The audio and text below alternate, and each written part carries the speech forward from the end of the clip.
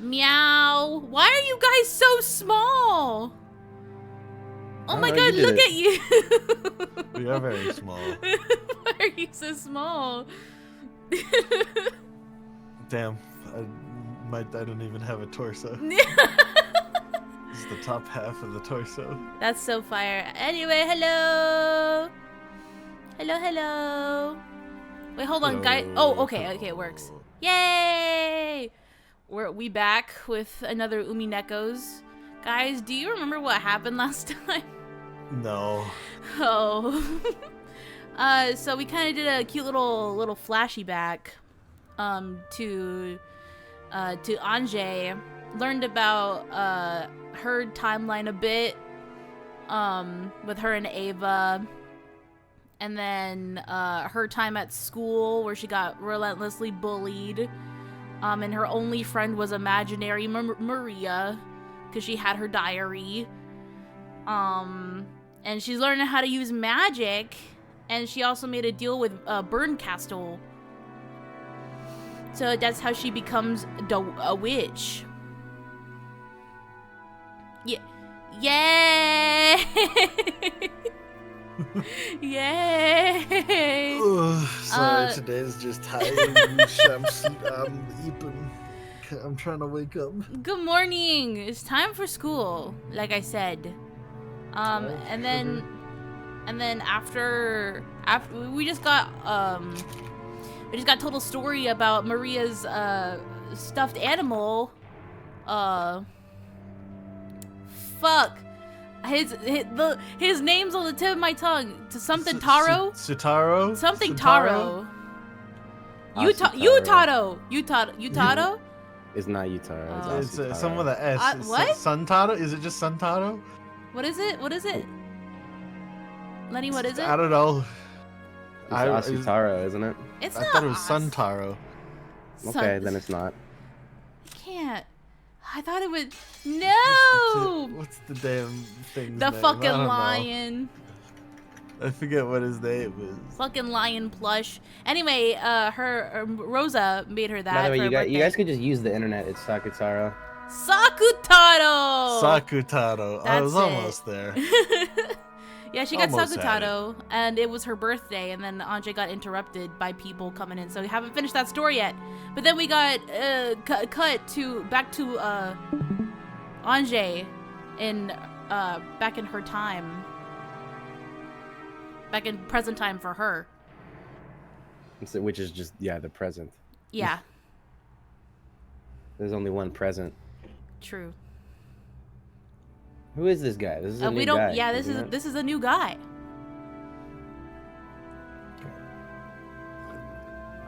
Does anybody want to be the new guy? No, but I will. Okay. Thank you.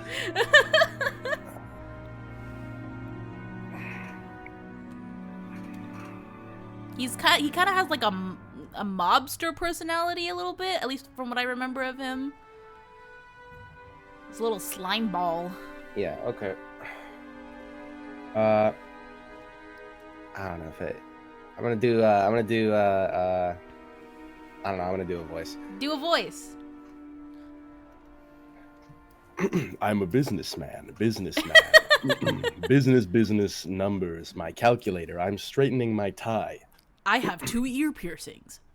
Oh, he does actually. Maybe he's a fruity businessman. He's a slime ball. He's like, hey, I'm a slime ball. You can't say that. We don't know him. Slime balls can be fruity. We just met him, dude. You can't say that about him. The gays can be evil too, Brie. Yeah, I know, and they're hot when they are. Have you ever seen Maleficent? Yes, exactly. You literally immediately were like, look at this fucking gay slime ball. This fucking loser F slur. I didn't call him gay. He's a bad person, not because he did. has bad business practices, but because he's gay. Exactly. That is basically what you said, yeah. All right, my bad. I hate gay people. You do. Has the LGBTQ tag in? Yeah, because you need to lure them in. No. So that you can get rid of them for good. Yeah. I know your tactics. Oh no, I hate gay people. Send me pictures of the most gay people you know. Oh no. Oh my god. Okay. What is that? What's the joke? Send me pictures of. I'm not gonna lie, I don't get the joke. All right. I was gonna say send me oh, I guess I should say send me pictures of hot gay girls. But, Well, don't do that. I'll kill you. yeah. Oh! Because don't get it twisted. I also hate gay people too. Wow. You should send Lanny pictures of hot men. Dude, I have to read. I'm sorry. Shush. Be quiet. This is serious. Hold on. I need more water. Rumor has it, Anjay-chan, that you jumped off the top of a skyscraper. Business numbers business. The groupies were getting annoying, so I thought I'd give them the slip. Oh boy, narrator. Anjay and an old gentleman wearing an expensive suit were alone in a massive modern conference room. All of the newest machines for presentations were installed there, but they didn't upset its refined and composed atmosphere. Compromised? What the fuck? And that alone wasn't enough to make the business-like theme of the room abundantly clear. You mean theme? It's just in an office. It is bit. Fuck this. I'm leaving. It's not even business theme. It's just a room. It's just a room where you do business. However, that didn't matter at all to Anjay. She carelessly sat on a high-class chair that executives making a salary of several 10 million yen probably sat in, looking aloof from the world.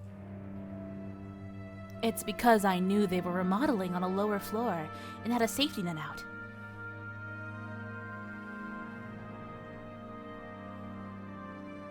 Anjay talked about it like it was no big deal, but in reality it'd been a miracle among miracles. To think she'd shot through several layers of safety netting for the remodeling project, been caught in a multicolored banner adorning the atrium and slipped off, only to be softly caught by a final banner land on the ground without a scratch, and then briskly leave that place. Wow. It put Hong Kong movies to shame. Whether you knew there was a net or not, this is a 200-meter tall super skyscraper we're talking about, right? See, I mentioned numbers and a skyscraper. That's part of business. That's super skyscraper. Well, there's no need to make fun of me. That's just rude. Not very professional at all. You could leave. Business, numbers. He starts. Actually, I can't say it. If things hadn't gone as planned, there'd be a mess to deal with now.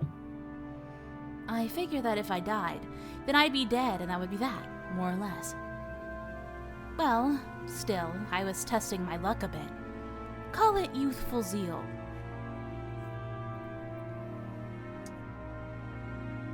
As though saying she'd had enough of that topic, Anjay shrugged coldly. Seeing that old gentleman who was looking at the old gentleman who was looking at the world below, through a crack in the blinds, cackled. Cackled? Oh! So you were testing your luck, is that it? My, you truly are Kinzo-san's grandchild. The nerve to trust your life to chance. The chairman was also a woman who could stake her life on a bet like it was nothing. So maybe this really is the Ushinomiya blood at work. Oh, hi, Jamie. Oh, Jamie says at work, no snitching. Uh-oh. Oh, damn.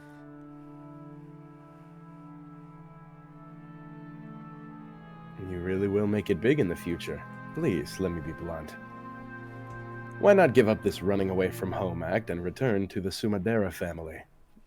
I heard that Mom had a bad relationship with her family. I don't want to go to the house of people I first met at a funeral. The Sumaderas are Mom's family. They're an old family from Kyoto, and compared to Mom's frank attitude, unbelievably strict.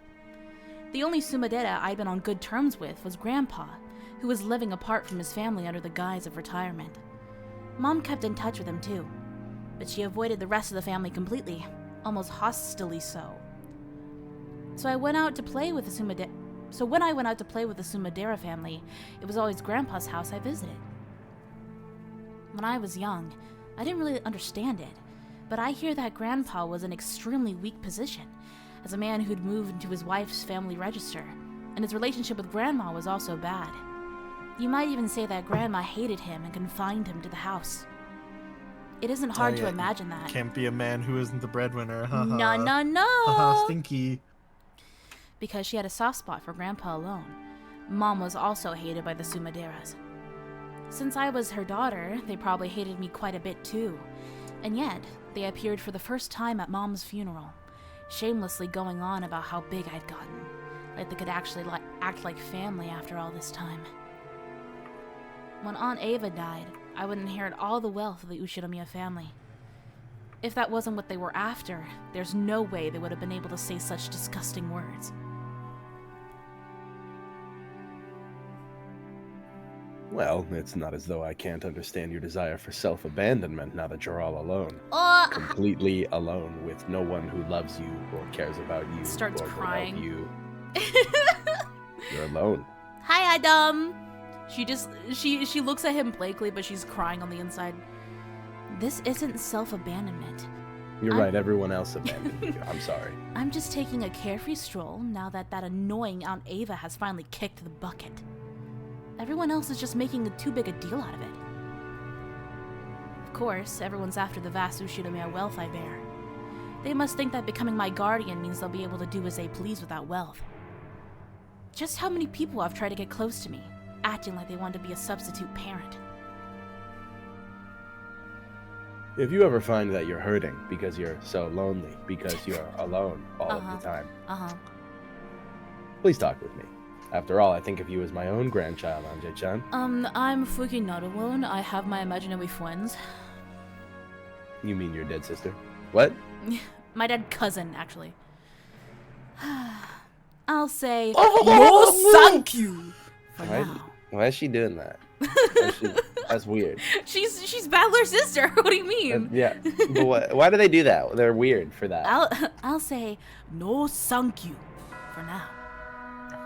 More importantly, let's return to what we were talking about. Also, Rudolph works in America, so he probably taught them a little bit of English. Oh, I thought he just works with Americans. I think he works primarily with America. Because his company is obviously Japanese, but then he's got like an American partner company, I think, right? Some shit like that. Anjay-chan, no matter how many times you ask, I am hiding nothing. The chairman was the only survivor on Rokenjima that day, and she passed away without saying anything. I myself know nothing. Everything is wrapped in darkness, you see. This old gentleman was one of those leaders who had been entrusted with the business group Ava had built up after she passed away. The one he called chairman was the former chairman, Ushinomiya Ava. Would this be Anjay? I don't know. Alright. His company once had friendly ties with Hideyoshi's business, and he had a close relationship with both Hideyoshi and Ava. For that reason, when Ava lost Hideyoshi, he'd become the only person to whom Ava might have let her true intentions slip.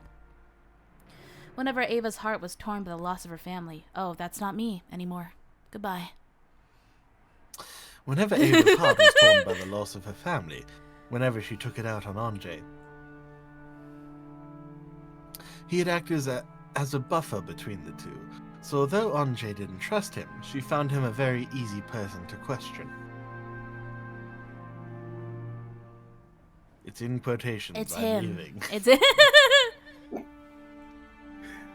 That crime was not accident. If I call it a crime, I'll get in trouble. I had the same questions about it as the public in the talk shows. At the time of the incident, why was Aunt Ava in a place 2 kilometers away from the mansion, alone, and on the night of a storm? Yo, hello! Skip you. Why were they there? Why were they there? What were they doing? Yo, go to pass that shit. Gonna get me that good. Double cup that bitch. We're so back. It's him, by the way. Dude, you're always I'm sorry that I can't fucking move at the fucking perfect pace. Don't yell at me. Maybe I just need water, man. I can't Maybe I got hear you fucking slurp. allergies. I can't Maybe I got hear you allergies slurp. that you know about. You have to slurp. It is allergy time. I have allergies Yeah. too.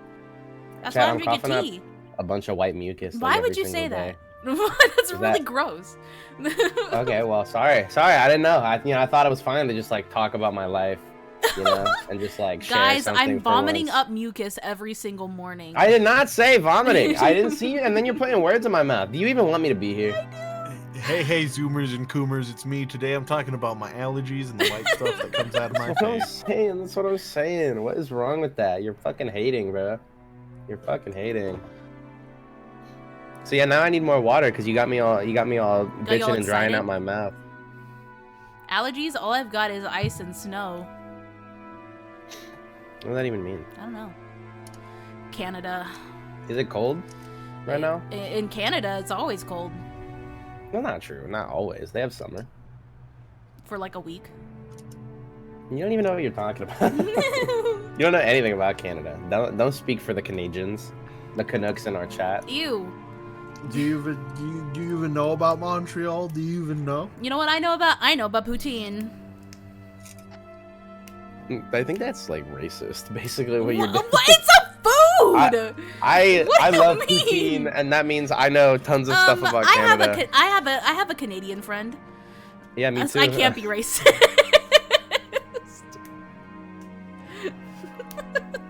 God, you're terrible. How could you say those things?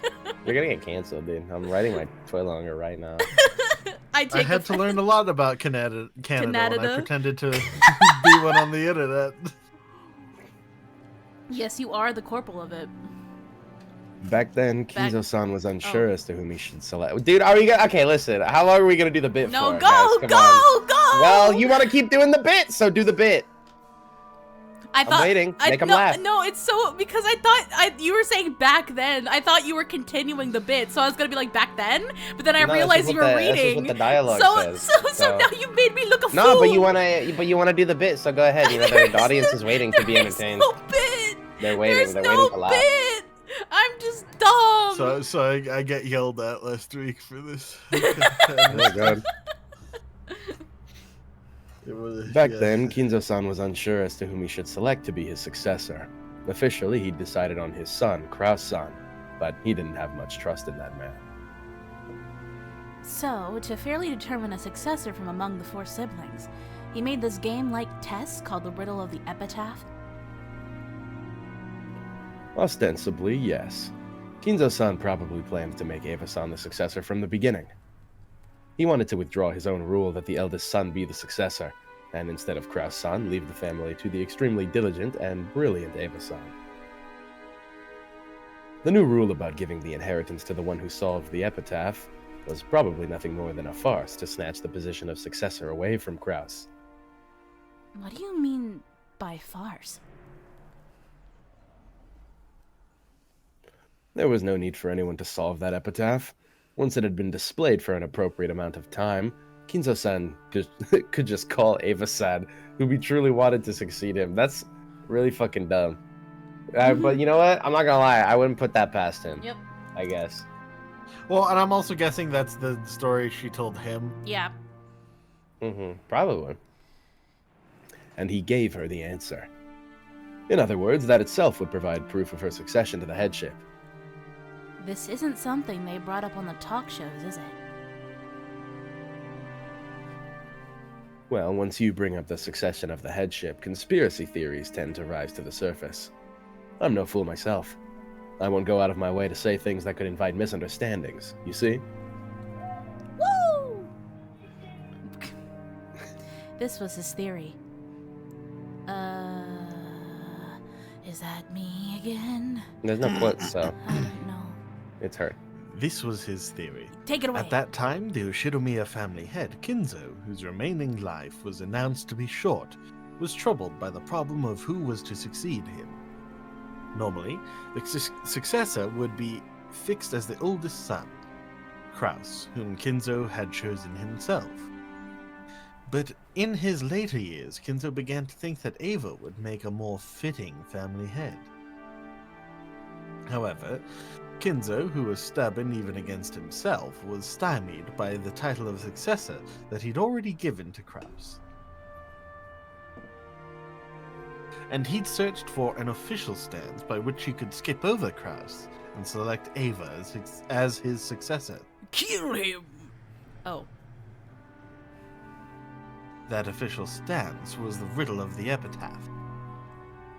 The primary successor was still Kraus, but there was a new rule saying that if someone appeared who could solve the riddle, they would be chosen as the successor to the headship.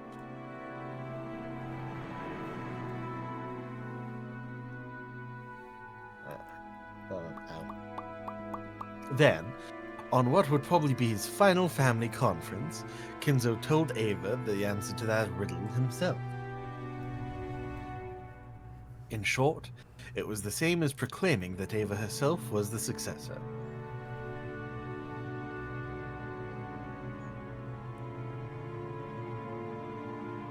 Now it's Guy. I don't like the color of his tie. His Stealing outfit George's clashes. color. Hey, did you hear it that time? Yeah, it was hot. Yes. Dude, there's no way you're saying this guy's outfit is worse than Mustard Jacket on George. There's no way. No, it is! It is worse. His color coordination is awful! It's not at all. What do you mean? He's got red on red in varying shades, complemented by black, which matches his hair. That's fine. Like, the whole suit is fine, but the tie fucks it. If it was a black tie... And also it's a blue-red, and then like a exactly. brick burgundy red, which you're not supposed to do that. Okay, well, I already don't know what that means, so I'm gonna gonna bow out of this conversation and say that you're being snobby. Well, you just don't have taste. I think he looks swag. He ain't even been to the Chaperone concert. No, I have a penis. So do I. Good. She wouldn't want you there. You sure? Guys, I would just like to make it known that Chaperone is actually pretty chill. Yay! We are doing a bit this time. We're doing a bit this time. I don't listen to Chaperone, but I understand the appeal. Well, you've listened to her through me, 100%. Yeah, but that doesn't count. I don't listen. I don't go, oh, I'm gonna go listen to Chaperone because I really like her music. Also, did you see the pictures of her in the armor? Of course. Have you seen her in the Grammys? She dressed up as a little mage guy with a long hat, the princess hat, long princess hat. Oh, that's it. Well, I mean, here's the thing. She's just gonna be the new Taylor Swift eventually, and I'm very aware of that. So I'm not. I hope not. Ooh, don't say that. Stays indie. She's not indie anymore. Well, guys, I was gonna say, what are we saying? Indie credibility. I'm sorry. You're saying you hope that she doesn't end up being a piece of shit person secretly. Oh well. Okay, yeah, but I want her to because it achieve took this long for Tenacious D to sell out. That finally happened. Yeah. Yeah. No, I think I mean she's just the new celebrity for white women to be like, oh my god, yes. But you know what, chat? Let's not get into nihilism. All right, we're in the middle of what is happening? We're reading UMINEKO. No, I mean, what is happening in the UMINEKO? They're talking about game theories. Yeah, they're talking about tinfoil hat game theory Reddit chan. Yeah, the shit Ava made up to not be suspected of murder. Yep. On that day, Ava-san was summoned by Kinzo-san, who revealed the answer to her. And so that she could succeed the headship, he called Ava-san to the hidden mansion Kuwadorian, which only the head knew about. And because Aunt Ava arrived at the hidden mansion one step ahead, she escaped harm in that accident, you say? Maybe Aunt Ava just killed everyone and made it look like an accident, so she could steal all the wealth for herself. And maybe that's why she escaped unharmed. Oh, only she escaped unharmed. Well, that's what the papers are shouting about. However, I believe Ava-san. I'd say there are several points that justify trusting her. For example? She pays me a lot of money.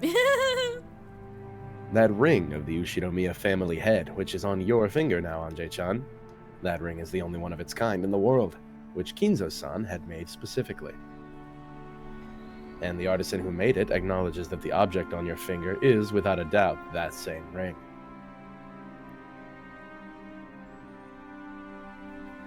The Ushinomiya family head's ring. That ring, with the heft of gold and the one-winged seal on it, had a diamond arranged on a pedestal and felt both sturdy and reminiscent of the dark hobbies of the rich. Kinzo had worn that on his finger without removing it for even a moment. This man was saying that the fact that Ava had it proved that Kinzo had acknowledged her as the successor. After all, Ava-san certainly did have that ring. And if you take into consideration that Ava-san actually was talented, and that Kraus-san had made a fool of himself several times on the business scene, I cannot imagine that Ava-san's story is completely made up. Although there's the possibility that she murdered grandfather in order to steal that ring. Then, on Ava, using some kind of trick, massacred everyone and made it look like an accident. Ah, yes, it seems the papers were saying something about her massacring everyone, with keeping all the wealth to herself as a goal. True, Ava-san was a person capable of holding back nothing when she was determined to accomplish something. Or she may have committed murder just once in her life, if a chance for keeping all the Ushinomiya family wealth for herself presented itself. However, I don't think that happened. So what's the second point that justifies your trust in her?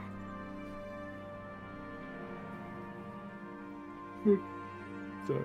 Damn, is this boring you? We're talking about you. Ava-san's family, Hideyoshi-san and George-kun.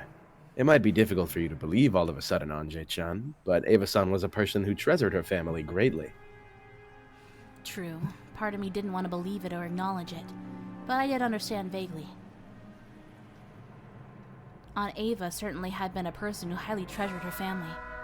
After all, the root of her twisted personality had been nothing more than the sadness of losing her beloved husband and son. After getting hit with her angry outbursts as she tried to distract herself from that pain, I have no feelings of sympathy at all. But it's not like I can't imagine how the incredible shock of losing her whole family must have changed her character.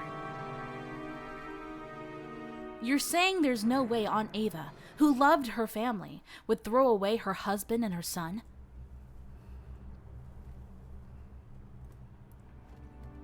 That's right, even if Ava-san really was the culprit and massacred the entire family, making it look like an accident, she most certainly would have spared her husband and son.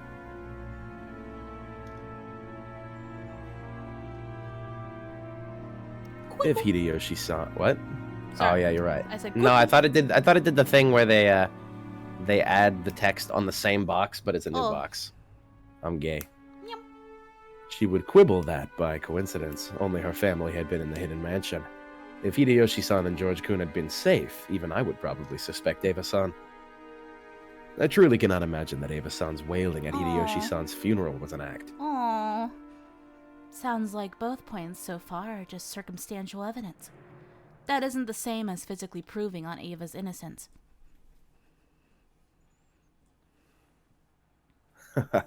If you say that, then you're stuck right away. Ava-san was the only survivor, and she says that this is the truth. But no one can prove her innocence. Yes, that's right. And no one can prove that she committed a crime either. It's a devil's proof!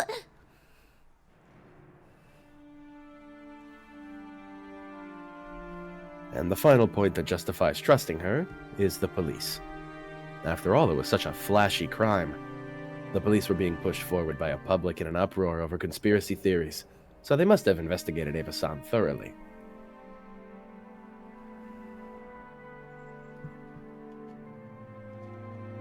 Narrator? Because Anjay also says Aunt Ava. Okay. Oh, yeah, huh. Okay. Yeah, I guess you just have to look for that. It was easy to feel something unnatural about the claim that Ava had avoided the accident by coincidence, because she alone had escaped to a hidden mansion. Furthermore, at the time, Hideyoshi's company had been right in the middle of a takeover struggle, and in order to buy off the big stockholders, she wanted a large sum of cash. Shouldn't be hard to find a motive there. But as a matter of fact, there had been nothing at all that implicated Ava as she went to the family conference. Nothing unnatural was found on her that could have been used to brutally murder her family and make it look like an accident. The servants who escaped harm by being off duty that day also stated that they hadn't seen anything strange regarding anyone related to the event, Ava included. Putting all that together, it could only be concluded that Ushiromiya Ava headed to Rokkenjima for a normal family conference without any change, and had encountered an accident. The police looked so intensely and they still couldn't find evidence that it was a crime. They reached that conclusion themselves. Doesn't this resolve the Rokkenjima suspicion? That just means that the police couldn't find evidence that it was a crime, right? There's nothing I can say to counter that. It becomes a devil's brew. I said that. Oh my Play god, the you music. don't get so excited like that. That's weird. You're making me uncomfortable. Security. Then they fucking beat her up and drop. They like kick her out. It's like the fucking cartoons. They like kick her out of the front door of the building and she goes flying. Wow. To expose it as her crime, you would simply need to find evidence. But what could you possibly find to prove her innocence? It's impossible to prove a negative fact. Did Aunt Ava commit a crime, or did she not? Because we can't find any materials that'll let us say for sure. The truth will remain a mystery. That's what you're saying, right? That's it. Phrased in a manner you would prefer. That's what it amounts to. It was impossible even for Ava-san to prove her own innocence. Excuse me, I need to do some vocal exercises. Business, money, business. Money, business, money, business, money. Mommy made me met my M&Ms. What the fuck? I've never heard that one. What? You were in theater. That was a vocal but we never one for did. you? We never did that one. That's crazy. You never, Wow. you Even never. Shane knows it. Mommy made me munch my M&Ms. You know. That's not even hard to say. Well, it's Mommy made me munch my M&Ms. Piano scale up. Mommy made me munch my M&Ms. Nah, dude, I went to a ghetto ass school. They didn't know the terms, so they would get the guy on the piano who could play, and he'd be like, "All right, match this." But he at least knew pitch. So I would hope so if you played the piano. My first choir teacher got fired because I'm pretty sure he was inappropriately touching girls. But anyway. Woo! At least the next guy was. why are we wooing over that, babe? What the fuck is wrong with you? It was a Inappropriate surprise. touching of middle schoolers. Woo! Guys, it's true. We It's true, denounced guys. that. That was Twitch, joke. don't blame us. I mean, don't blame us. Don't blame Twitch, us. that was joke. We were just talking about Palestine. Don't ban and we us. love that. Oh. Oh, true. We'll get hella views for that. Can we get Destiny on here? Twitch. Get Destiny on here. Destiny, get can we get a restream? Palestine, Gaza genocide. Please. Right wingers rhetoric. I have to say the keywords so that he'll find the stream. Help. No, you're okay, Brie. That's literally the thing they never ban people for because they're afraid of it. Fire. No, it's not that they're afraid. It's that trending topics bring too much revenue to the website, so they wouldn't want to ban people talking about relevant stuff. Also, Dan Clancy loves Hassan. Yeah, it's not going to be relevant much longer though, because there has finally been an official ceasefire. Yeah. Ah, because that works. For a time, it'll work for a time. Anyway, I'm sorry. I was trying to make UMINEKO! a joke. War They never started talking changes. about War never changes. Click the box, bro. Oh, you read it? My bad.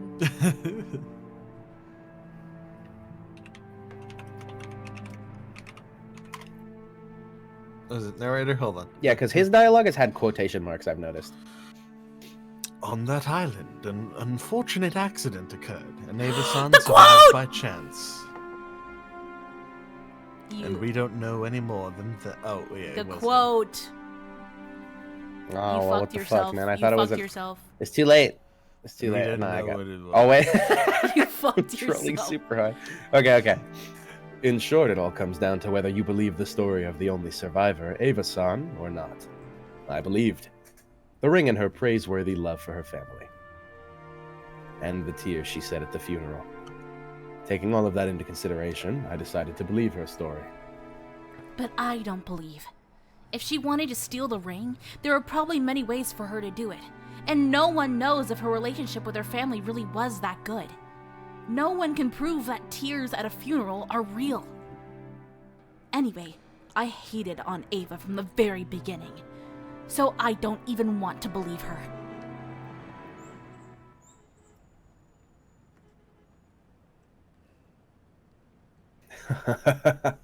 How does one view the truth of the crime? You and I are on completely opposing sides. Even though the information we're given is exactly the same, we interpret it in completely different ways. This happens often in politics and business. The exact same enterprise will be assessed in multiple, differing ways. Do you know why? Why? It's a question of whether one has love. Whether you feel love for someone or not completely changes how you view them. If a person you like gives to the poor, you respect them for it, right? But if someone you hate starts donating, you fiercely protest that it's a publicity stunt, or that they're handing out favors. Dude, Twitter could learn so much from this game, actually. Twitter UMINEKO fans, I hope you're not as restarted as I would expect you to be since you're on Twitter. Sorry, chat. I was about to drop a gamer word, and then I remembered that is actually not please allowed. don't. Yeah, that's Please don't do that. That's why I'll be streaming on YouTube when my model is ready, by the way. So get ready for that. Plug. Look straight into the camera at the Twitch moderator. Terrorism good. Oh, FBI agent in my webcam. Can you see me? Can you see me? You won't give me a little kiss? No matter what they do or don't do, you thank them if you have love and criticize them if you don't. That's how the world works. Can Aunt Ava be trusted, or can't she? You're saying that's all that really matters? Those who suspect her will probably take anything she does or doesn't do and truly see it as something unnatural. And it works in reverse. As for me, I think that, barring certain extreme cases, truth might not exist in this world at all. Now, even if truth does exist, whether you believe it or not is determined by whether you have love or not. Can you really call truth without certainty truth at all? Even if Ava-san had been able to show physical proof that she had an alibi, would you have been able to believe it? It's hard to counter that. I hate Aunt Ava, so I'll probably deny any information beneficial to her, and interpret any neutral information in a negative way. In other words, the truth is already decided inside me. So just what in the world is this truth that I'm still searching for, unsatisfied? Be aware of your biases, chat. That's how it is. So, no matter what you hear from me, since you still suspect Ava-san after all this time, nothing will change. At the very least, even if you were to grasp a piece of hitherto unknown information, I don't think you'd be able to reach the truth the way you are now. So I can't reach the truth? After all, no matter what kind of new information or proof you find, Anjay-chan, it won't change your stance that Aunt Ava-san is the culprit, right? So it's pointless to investigate anything more, because the truth inside of you is already decided. However, if you stop assuming that to be the truth, if you wish to struggle further towards the deeper, real truth, there's a single way. I believe I already mentioned it, but do you know what it is? Is it love? I don't really know what you mean. Right now, you're considering this under the assumption that Ava-san is the culprit, but there's no different than looking at something with a single eye. Dude, everybody speaks in wax prosaic in this game. Pretty much, yeah. With one eye, no matter how much you squint, you cannot see an object in 3 dimensions, right? That's why we have another eye. And of course, it's in a different position from the first eye. You're telling me to look at things based on the supposition that Aunt Ava isn't the culprit, or else that it was a real accident? Yes, that's correct. When thinking about anything, you should always try to look at it from different perspectives. If you don't, you won't understand anything about what's real. Oh, the chessboard. Flip it around, Holy flip it shit, around. holy Oh! The chess. It's the same with newspapers. You can't see anything from the single viewpoint of a writer who wrote an article in a single newspaper. Sometimes you can only process information composedly and in 3 dimensions when you read multiple newspapers. I call this newspaper thinking. Have you thought Real. about this before? I think it's a pretty original idea. Trademark that. I call Without this love. fuck legacy media. Read 4chan. Guys, it's the UMINEKO phrase. Without love, the truth cannot be seen. Sounds nice. gay. Shit sounds really gay. Maybe he thought it interesting that such a flashy phrase would pop out of his mouth. For a while, he laughed, looking pleased. At the same time, he was telling me that he'd said everything he knew, and that it was about time to leave. I understood that and got to my feet. I do understand your feelings, Anjay-chan. You should do as you like for a while, until you're satisfied. You were 6 years old at the time. I understand how you must feel after losing your family before you could even understand what that meant, and how you must still be unable to sort out your heart. You may learn the truth, and you may not. Eva-san may be the culprit, and she may be a victim. I pray that you find the truth you believe in, Anjay-chan. A journey at such a young age may prove to be a valuable experience. Thank you very much. I'm truly sorry to be such a bother when you're so busy, Okonogi-san. Okonogi Foods! Remember that? Oh, yeah. Okonogi that was- Foods! Yeah, it was Hideyoshi's company, Yeah. right? No trouble, no trouble. What are you going to do now? Well, whatever works. I've made appointments with several specialists and people related to the crime, and I plan to go visit them. I see. I hope you can find an answer you can accept. Hope she goes back to the island and just no one bothered to clean anything up. Boop boop. At the time, company president Okonogi's secretary came in, handing him a memo over his shoulder. He read it, then looked between it and... Oh, it's her talking. My face, hello. Anjay-chan, my apologies that this comes right after telling you to try going on a journey, but I have some information you should lend an ear to. Looks like you're in a bit of a nasty fix right now. People after my money? This is why money's stupid. Yes, but if you sell off all of the wealth trying to donate the whole sum to the public welfare, you'll make the eyes pop out of those people optimistic about their chances with your fortune. Oh, the Sumadera family? Those guys act so proud, like they're my guards or something. I haven't forgotten Aunt Ava. There's no way I'll put myself in the care of the Sumadera family. They probably want to, as Aunt Ava often threatened in the past. Cut off my arms and legs, throw me in a warehouse, and suck the Ushinomiya family's wealth dry. Alright, Kalijah. Yeah, I think he's on Marvel Rivals right now. Is his Shout out door to roommate chat. is his door open? No, he's just loud. Good God. What is the beeping? Oh, the beeping is from the game. That was the game Okay, BG. okay. Yeah. Oh my God. What are the Apparently, taiko drums? Yeah. Oh, wait, I just realized I had my music off. I didn't have the game volume up What the freak, dude? this whole time. I was What like, why the does it sound so freak? dead? It started Apparently- playing taiko drums. Yo, Yeah. what the F? I'm just kidding. Well, dude, I can't breathe that good. I'm not gonna lie, guys. You cannot read, breed, or Breathe. breathe that Breathe. good. See, It could have been I'm one good. of the... I'm a little congested. You can tell. You cannot. Aw. You cannot read. You cannot breathe without love. I cannot Okay, breed. bro.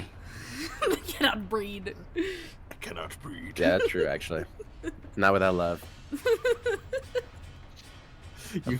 cannot breed without love. apparently, I'm never going to get to say my line, Nope. so maybe we should go to the next one.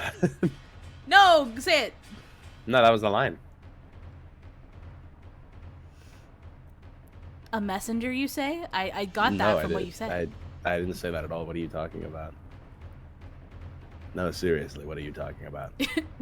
Please, please. It's your aunt, Kyrie-san's younger sister. I believe she told me earlier that she thinks of you as a little sister. She's gonna be joking. At least call me a granddaughter, you old hag. Well, that's not very nice. Judging from the context and you being a bitch, it seems that they have no wish to listen to your desires. I have a car waiting in the parking lot 2 stories underground. Go. The Sumadera family is telling you to hand me over. Is it really okay to let me go? You'll definitely become something big in the future, Anjay-chan. Let us call this a favor to be repaid upon your success. Go, quickly! Oh. Shit. He's back. You know, give him a second. Give him a second. You see was what I ju- mean? You're I was always just excited. rushing. You're always I rushing. was just excited. The vibes in the studio a little stressful when you act like that, you know? Let the Sorry. art flow through you. I'm sorry. I was so excited to hear Shane. Here he is. Holy shit, that was awesome. After bowing silently and deeply, giving a moment to literally take an inhale, Anjay left that place at a dash. After watching her leave, the female secretary straightened her glasses and whispered, Oh, the Sumadera family told us to stall her. Is it really alright to let her go?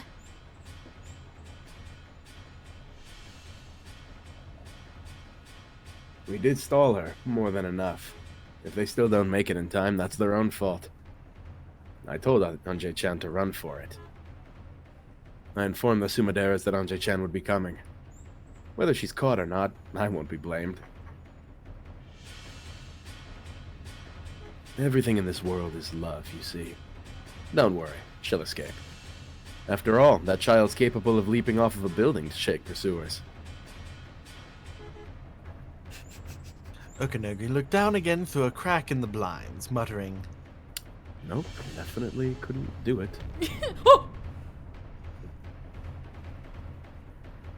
Anjay wasn't a fool herself. She got off the elevator, but on the 3rd floor. A taxi in the 2nd level of the basement? That's so neat and clean that I don't like it. It's probably better to refuse for now. But my enemies aren't fools either. They're probably waiting in the 1st floor lobby, as well as the underground parking lot. It's such a massive building. Instead of getting anxious and escaping outside, maybe it's better to stay inside and wait it out. No, that's useless. If they get their hands on a security room in a modern building like this, I'll have nowhere to run to. This entire building is like a massive dead end. The 3rd floor is the business floor. A young girl. Shut the fuck up! Don't say that word again! Okay. The business floor, the business building for business. A young girl like me will clearly stick out. Trying not to stand out any more than I had to, I walked at a brisk pace, searching for an emergency exit. It'd be perfect if that staircase was an outside one. I found the door to the emergency exit. After opening that heavy door, I found the outside staircase I'd hoped for. I bumped into a man who looked like an employee skipping work and smoking a cigarette. It looked like LannyVA. After glaring at me, he quickly crushed out his cigarette and went away. It looked like there was no one below. If I'm gonna escape, now's my only chance. Oh my god! Just when I thought that, a black car slid right under me and came to a sudden stop with an incredible squealing of the tires. Judging by the sound of the tires, it seemed they had several other allies, and that one of them had come here to block this path. Not bad, Aunt Kasumi. To think you'd even send a car to pick up your little sister when she's trying to get out through the emergency exit. Bam bam! The doors of the car were forcefully open and 3 black-suited men jumped out, looking up at the emergency staircase. Crap, our eyes met. Oh, man! 12, target found. Northwest side, emergency stairs, 3rd floor. Send support. Anjay-sama, try not to move from there! Forgive our roughness, The 3 of them began to clamber up the emergency exit. They've already announced that they plan to be rough. This is pretty bad. As long as I don't stop breathing, they've probably been ordered to grab me no matter what. even if they gotta rip out one of my arms. Clank, clank, clank, clank! Their heavy, wild footsteps began a helix and began to rise from the lower floors, getting closer. In the entrance lobby of the building, a woman with 7 black-suited guards behind her advanced at a leisurely pace. Seeing this ostentatious entrance, the security guards for the building ran up to them, asking if they had an appointment. How typical of Tokyo people. Don't you understand the status of the person you are talking to without her having to say her name? My apologies. At our company, guests are taking security. Back down, scum. You fucking grandma. I came because I was called by your president. Call Okanogi Tetsuro here.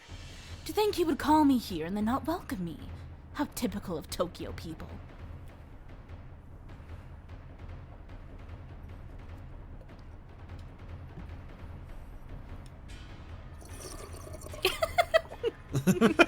Since I need to prove that I'm drinking water. He just walks down, he just sips, like, I don't know. Sipping lean. Sipping lean. Everybody's drinking lean in this series. Instead of the green drink, though, he got purple drink. Actually, no, he'd have red. In this universe, lean is like a classy Japanese businessman thing.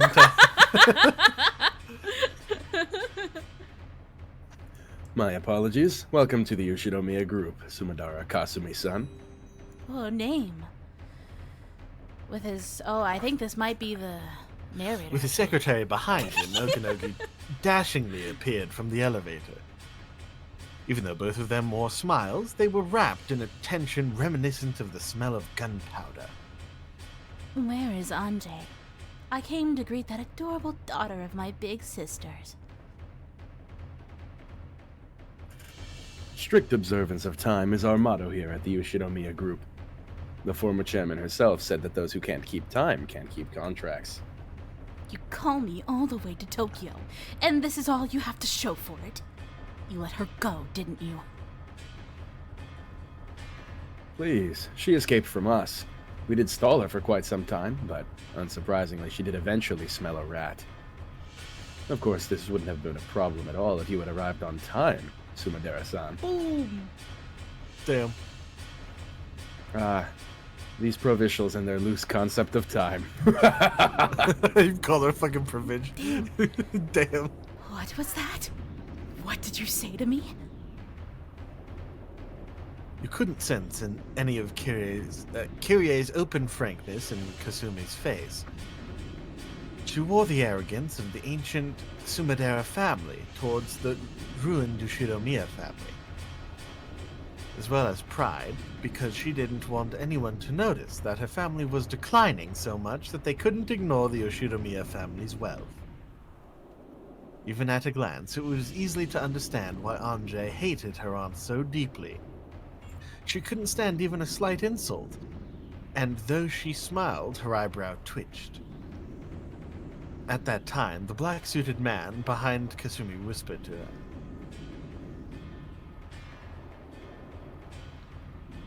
Anjay-sama has been found. We are currently dealing with her. Oh, I'm glad we made it in time. Thank you, Okanogi. It seems I can finally take my mischievous niece home. I've waited so long to talk with that girl in my tea room, with all of the tools prepared.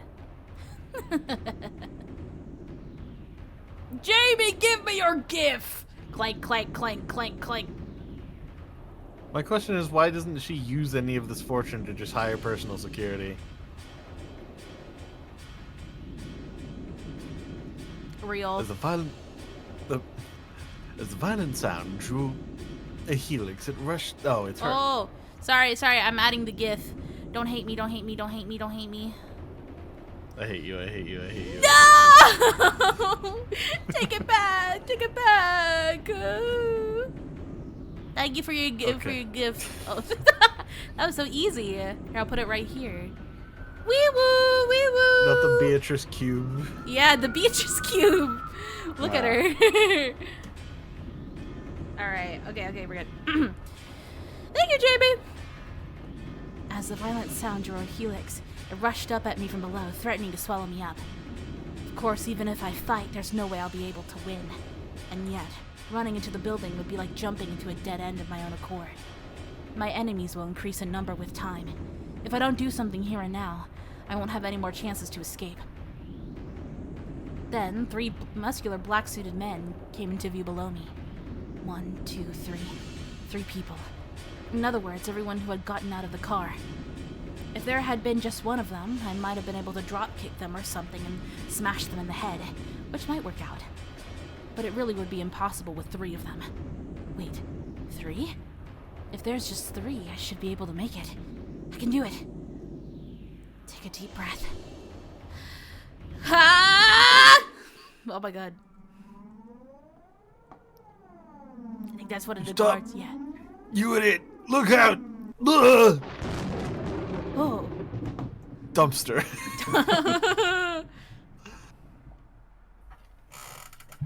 O1 calling. O1 calling 12. Is the package secure? We received a response. What happened? Respond! She's crazy! Damn it! She's freaking crazy. Oh my god. Oh. See, that worked out perfectly, didn't it?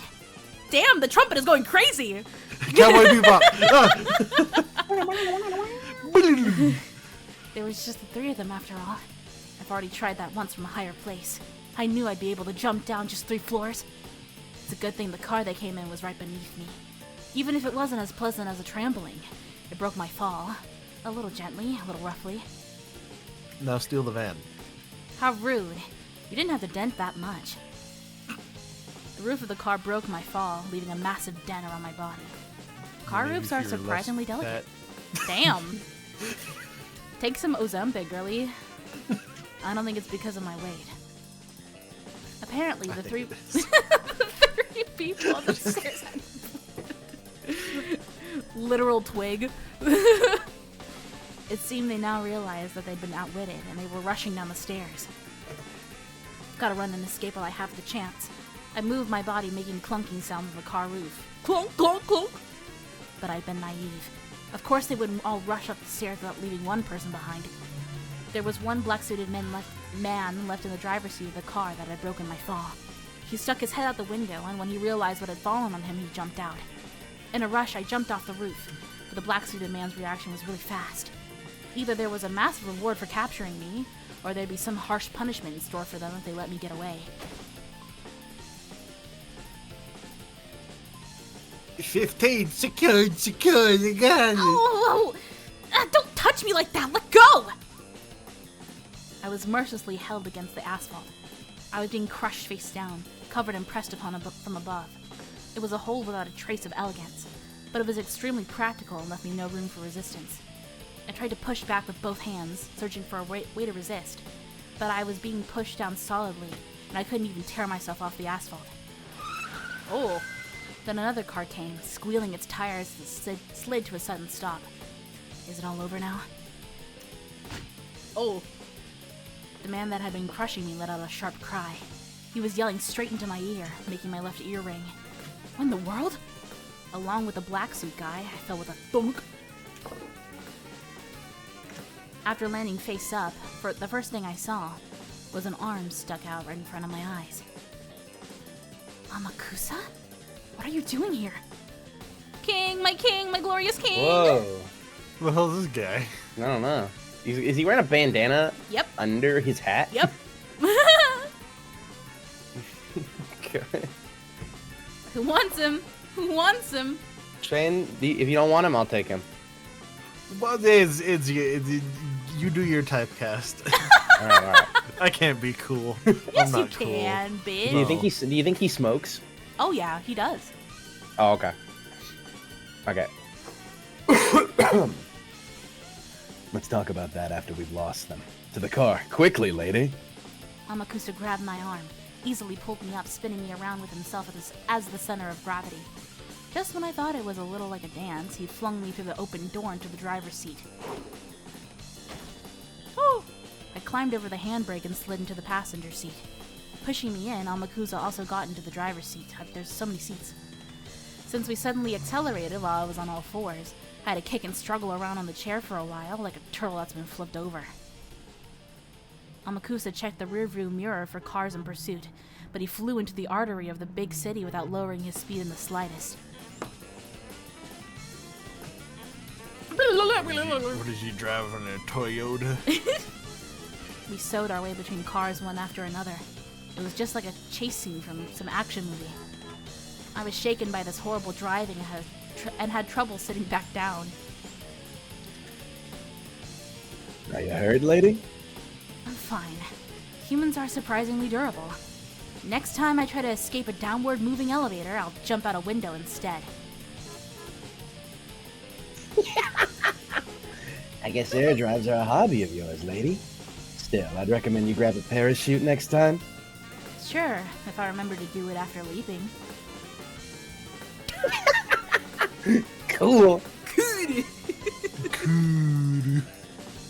He smacked the steering wheel, guffawing. Need an explanation for this flippantly talking man, everyone? I'm talking to you, the viewer. Stop it. His name is Amakusa Juza. He was originally one of Aunt Ava's guards. Didn't she start to hate him because he chatted too much? He was much younger than the rest of the guards, but contrast to his outward flippancy, he had hopped from the 1st Airborne of the JSDF, to the French Foreign Legion, placing himself in overseas pirate military companies and high-class security companies one after the other, making for a pretty incredible and unique career. But I heard he deserted both the JSDF and the French Foreign Legion, and that he'll be arrested if he enters France again. Both of these flippant episodes are very typical of him. The guards were sternly told not to chat with me unnecessarily, but he came and took a pass at me, didn't he? Aunt Ava was apparently particularly put off by that, and had supposedly dismissed him shortly before she died. It's been a while since I heard that carefree tone. What happened after you got fired? I was coaching some people at Blackwater. When I came back to the country during my time off, President Okanagi offered me a high wage. So... Wait, is this still in the 80s or is this 90s now? Late? Oh, that's... Wait, I think it's early, like 1990 or something. I don't know if Blackwater was founded at that time. Hold on. I thought it was literally 99. Is it? I don't think it's 90. I don't think it's 99. I think it is Yeah. in the 90s, though. The early 90s. Okay, because Blackwater was founded in 96. Oh. Okay, Sometimes in the 90s. French Foreign Legion makes sense, because... Do you know what that is? No. French Foreign Legion is, basically, if you have screwed up in another military and have committed war crimes, the French Foreign Legion will be like, hey, we'll take you in and give you a French citizenship if you just... Oh, fire! They're you better terrible, start- horrible mercenaries. You better start believing what I say, by the way, babe, because I was so close. It's literally 98. Oh, okay. You're like, so- that's not right. so Get it out of can't- here. So it can't be true then. There's no way he could have done anything at Blackwater. Blackwater wasn't a thing yet. Bam! I thought you said I thought you said Blackwater It's started in 96. 96. 96. Yeah, Yeah, it's it's 98. 98 right now. But how long... I don't know. The time... All I'm saying is right now it is 1998, which is past the date that you just said. I don't know if the institution could have actually been founded in time. Dude, But all I'm saying, this character is very LannyVA. So, you deserted again? Wonder how a man like that can be useful for anything. Doesn't count as desertion as long as I come back by next week. I talked with him yesterday. I was told that some troublesome people might come to call on you, lady. Sorry that turned out to be exactly right. My name probably came up since I know you, and I've got lots of crazy experience. Thanks to you, it looks like I'm in for a happy vacation, plus some pocket money. So, Okanogi-san employed you as my guard. He probably wants to buy some gratitude from you, lady. After I got fired, I was indebted to President Okanogi in various ways. He's got some dirt on me here and there, and now I can't say no to him. Seems like getting indebted to Okanogi-san can be pretty costly later on. So, where are you planning on taking me? Anywhere. I'm employed until the weekend. Anything after that'll cost you extra. How much per day? I'll take 50,000 plus expenses. If you stop cracking jokes, I'll double it. The period of employment isn't fixed yet. It might take several weeks. That'll be tough. I have to call my boss to get an extension on my vacation. More than anything, I want to investigate that day. Oh, is this about Rokenjima? Exactly. What happened on that island 12 years ago? I want to investigate it with my own hands to my satisfaction. Do you really expect to find anything new investigating something that old? True. But this is a journey for my own self-satisfaction. Once that's over, I'll just throw my hands up and go over to the Sumadera family. Didn't Aunt Cosme say something about how she wanted to serve me some matcha? Maybe she'll serve me tea as I kneel on sharp wooden blocks, clutching stones or something. Damn, that sounds freaky.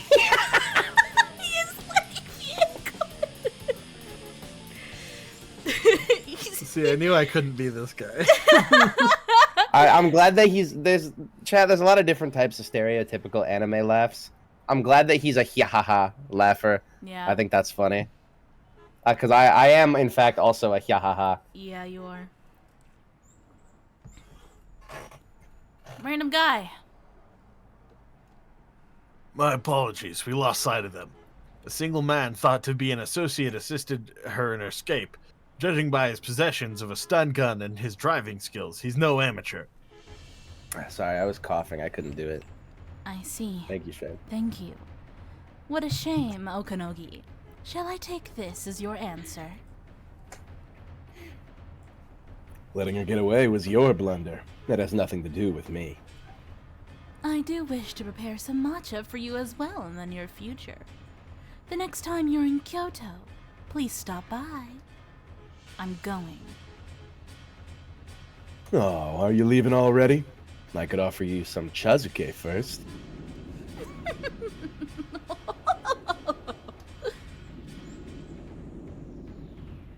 With her back still facing Okanogi, she laughed softly, but with an increasingly shrill and hateful tone, using that as a substitute for a sharp, parting remark. Just as she stopped laughing, her features suddenly changed to look like a demon. But because her back was facing him, Okanogi couldn't see that expression. Okanogi watched her go, laughing coolly. His secretary whispered over his shoulder. Are you sure about this? Milady Anjay is her company's primary stockholder.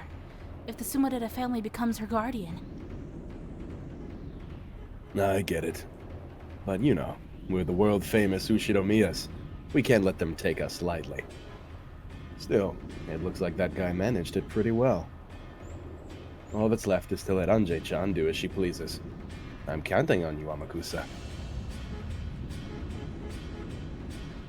Random guy! Kazumi-sama, the escaping car was a rental. The license plate they displayed was a fake.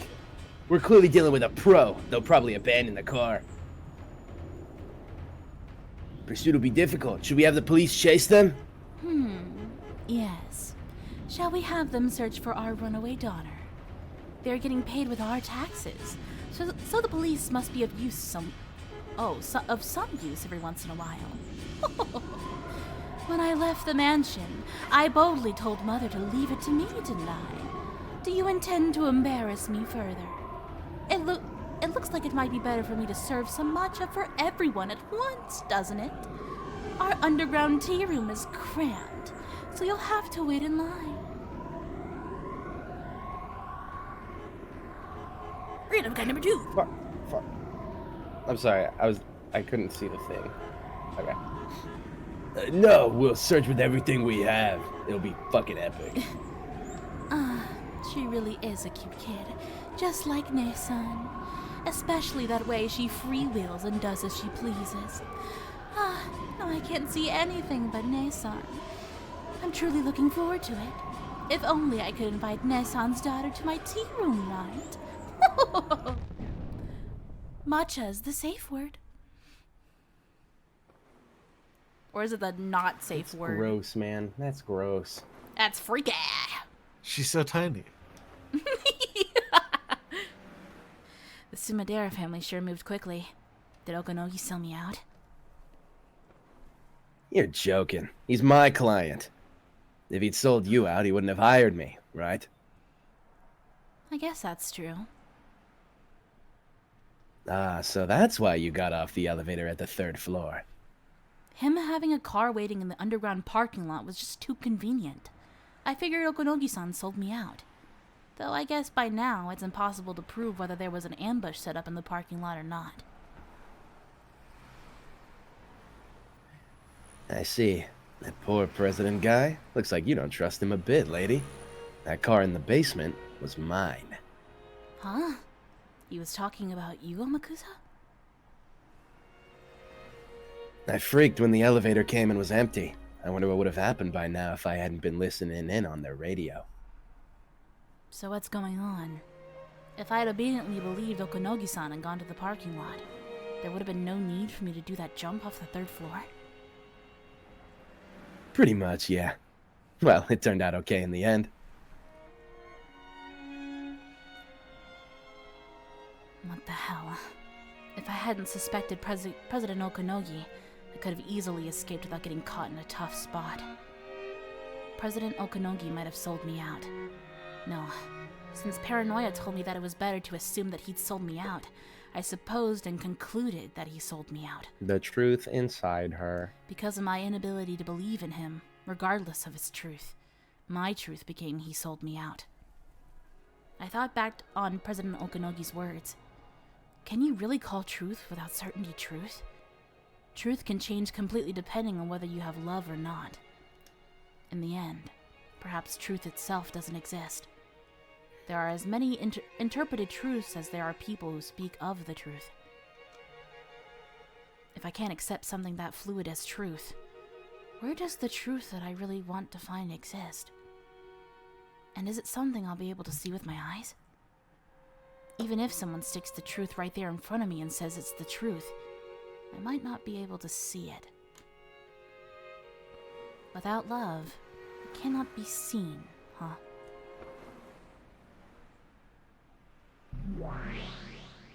Wub. Yeah, bitch. Dude, no. Okay. I can't do this. I can't do her voice right now with the allergies. I'm actually super serious. I mean, I could do her. I don't yeah, mind. but that's what I was gonna ask, babe. One stream only. Could you bail me out? Yeah. This fragment of yours is very lively. It doesn't bore me. You told me something. You commanded me to search for the truth of 12 years ago. But there's something I'm not getting. What's that? What is truth? There are as many truths as there are people. There are as many interpretations as there are people. And those can be twisted by opinions and changed indefinitely. Is truth really that unfixed and vague? That's right. Truth is unfixed. It can be like a particle, or like a wave, and it can hold conflicting forms at the same time. You are free to believe that the cat in the box is alive or dead. Every single visual novel has to have a Schrodinger's cat reference. But the truth is very delicate. It could change its appearance just by being observed. You're talking about stuff like Schrodinger's cat box? Nonsense. If you open the box, you learn the truth. Discussion about what happens before you open it is just an armchair theory. That's right. And yet, in order to deny that abstract theory, you need to open the box.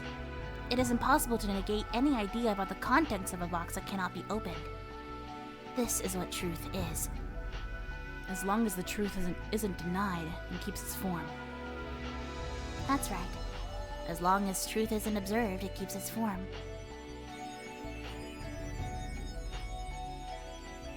In other words, if it isn't exposed, any reckless statement can suffice as truth.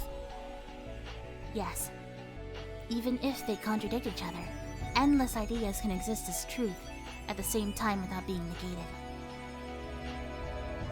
So even something as screwed up as my family being captured by the Rokenjima witch and shut up 12 years ago for all eternity can exist as truth as long as we don't know what happened 12 years ago. This witch called Beatrice forcibly made room for endless imaginings in the Rokenjima of 12 years ago, enveloping all of it inside a cat box. Everything inside the unopenable box is truth. That's right. We don't know what happened on that island, so it becomes endless. That's assuming no one opens it up. I just have to wrench it open. But that box was closed up 12 years ago, and I don't even know where it is. Even if I visit Rokenjima, just what can I learn about what happened 12 years ago on that desolated island? Who knows? I wonder what you could learn. This is something that can only be done by the person who was able to walk around freely in the world of 1998, 12 years in the future. The final witch, Anje Beatrice.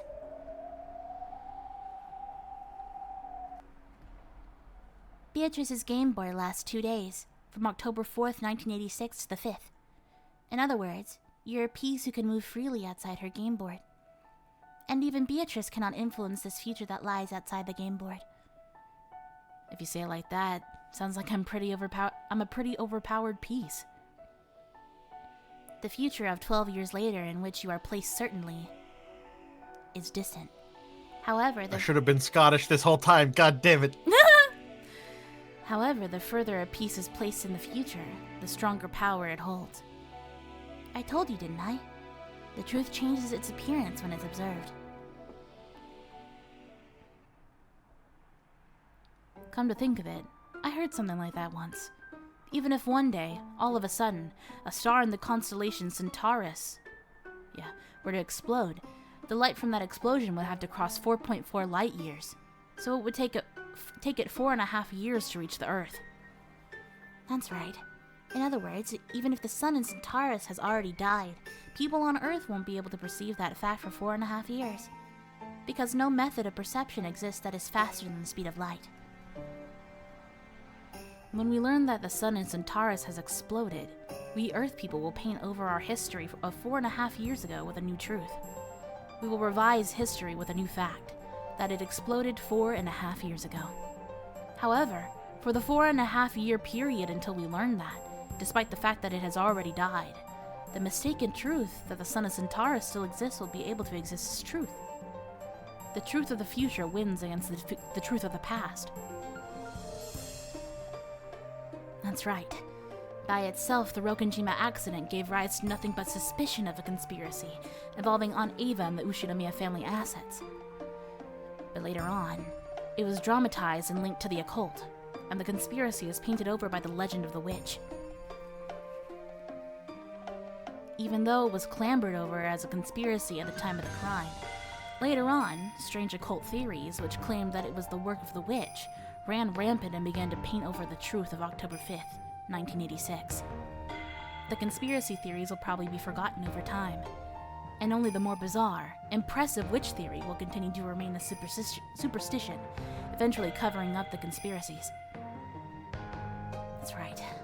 The false truth that exists before the light from an exploding star reaches Earth is almost like the conspiracy theory, which is a human theory.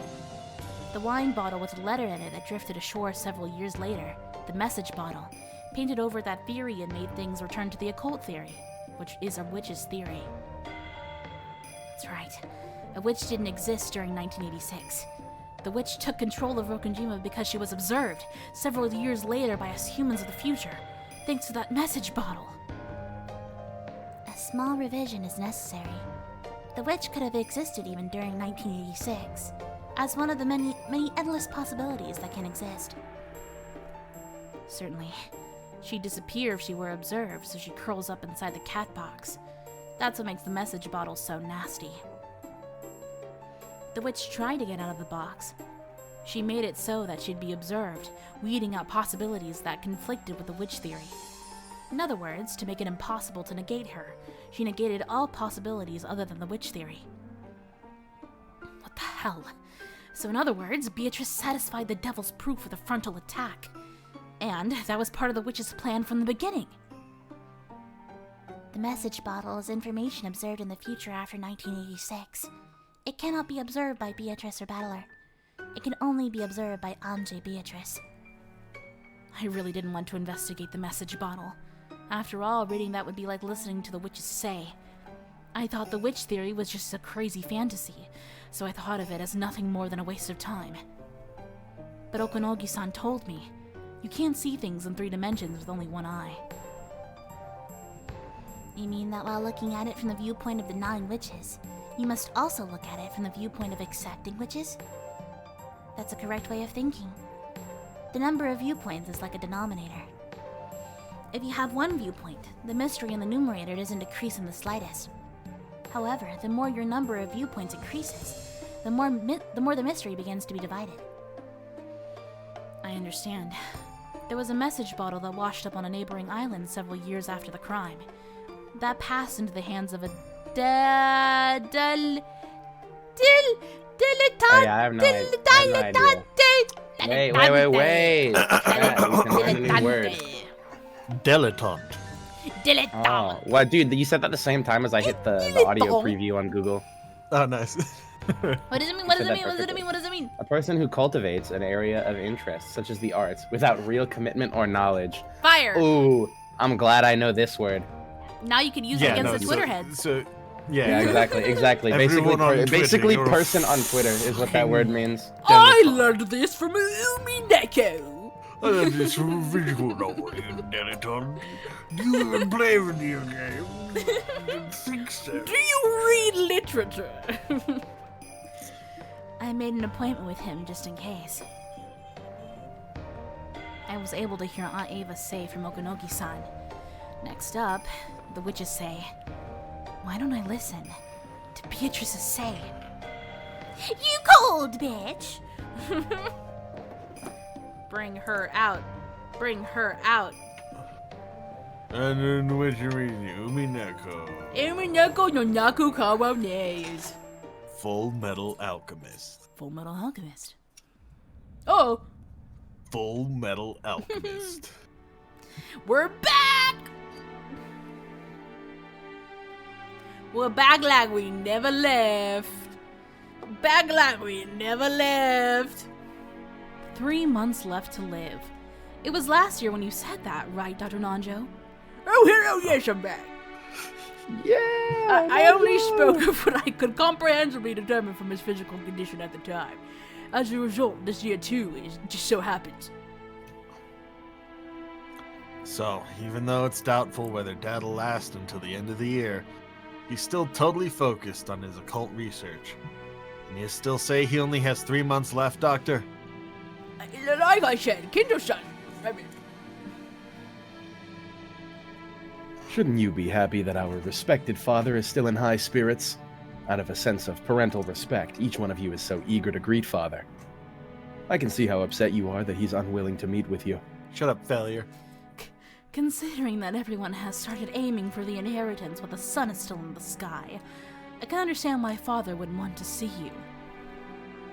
You've got it wrong, Natsuhine-san. We just,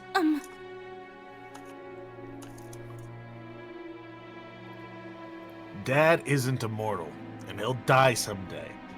We aren't telling him to die, we're just saying that he'll die sooner or later. We're just talking together about how to prepare for that. And that is precisely what is so disrespectful! Stop it. You'll make your headaches worse.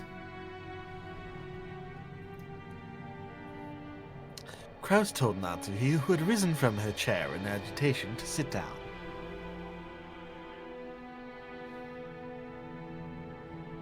Trying to smooth over the atmosphere, which had suddenly become filled with suspicion, Hideyoshi put on a forced smile and motioned for everyone to calm down.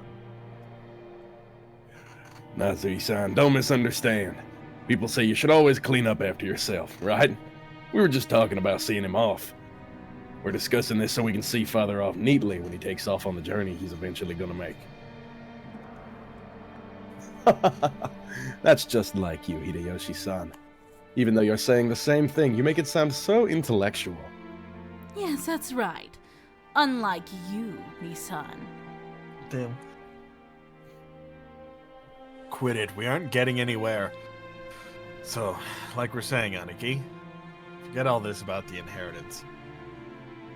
I don't even care if Dad hits us.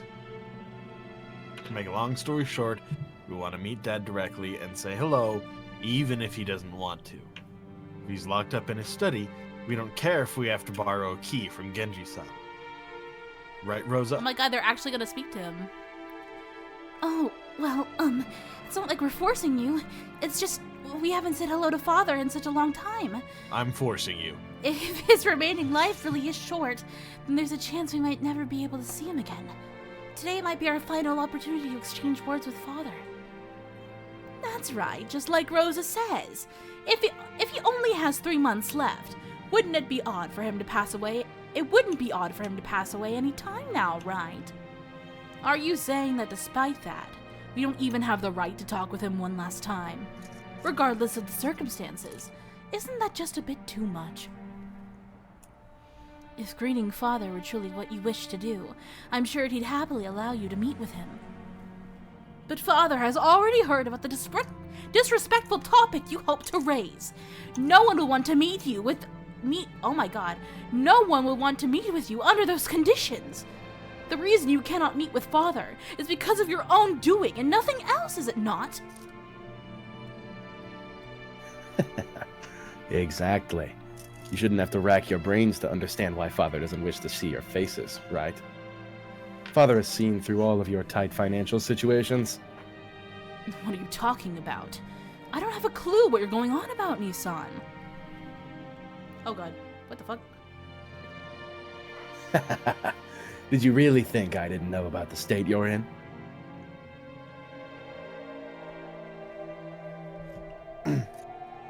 Ava and the rest realized that he had seen through to their current lack of funds, and alternating between bluffing and returning to the point at hand and arguing back, they repeatedly pressed Kraus to let them meet with Kinzo.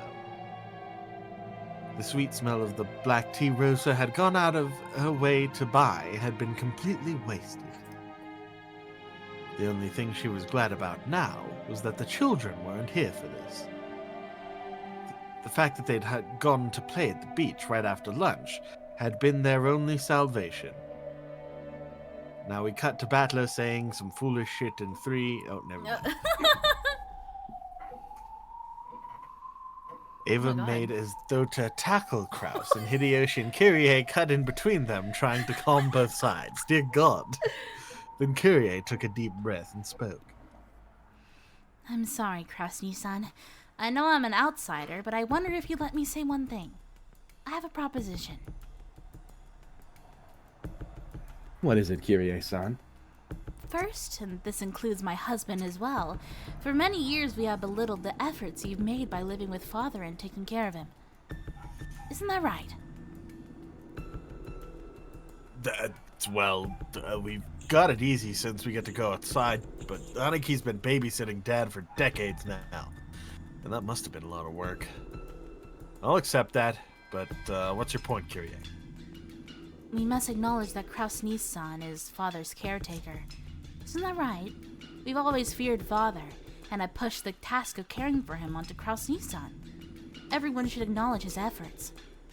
Isn't that right, Eva-san? And so what? Nissan is Father's caretaker? Don't decide things on your own, outsider! Bitch.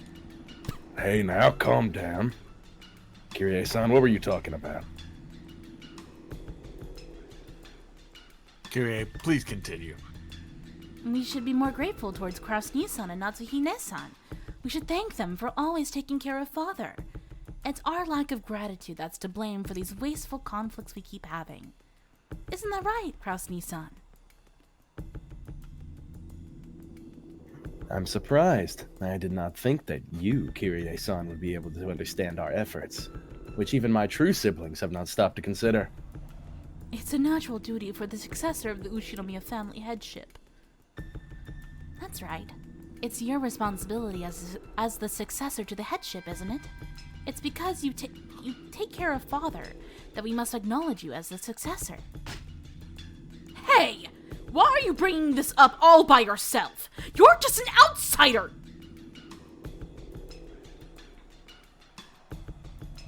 Wait, Aniki. That's right. Just like Kyrie says, because you take care of Dad, you're the successor, Aniki. Just like you said. Oh.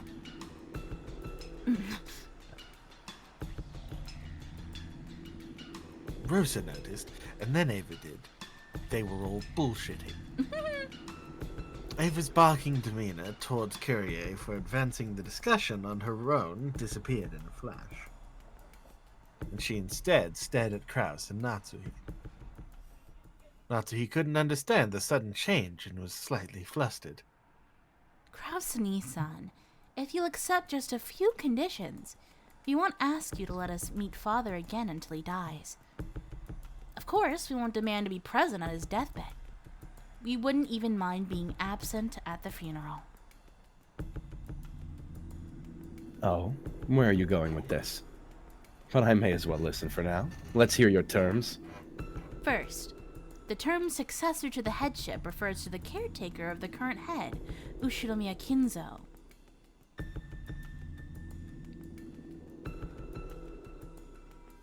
And then? Second, the duty of the caretaker is to look after Ushinomiya Kinzo for the rest of his life. To make things simple, the caretaker's job is to care for him until his final moments. You were prepared to do that from the beginning, Kraus-ni-san, so that won't cause any problems. Naturally, I have no objections to either of those terms. I am already carrying them out. Third, on the off chance that the caretaker is neglectful in his responsibilities of supervision, he shall be deprived of his rights as a caretaker. With that sentence, all slack disappeared from Kraus's face. Natsuhi alone was still having trouble figuring out what it meant. Oh, and just what are these responsibilities of supervision that the caretaker bears? It means supervision so that Father can live the rest of his life in the best possible health. I'll be more detailed than that. In the case that Father dies, anything other than a natural death, the caretaker will be deprived of his rights as a caretaker, and his status as the successor to the headship will be lost. If that happens, the next highest in rank, Eva-ne-san, will be selected as the successor. What did you just say? How can you shamelessly speak such nonsense?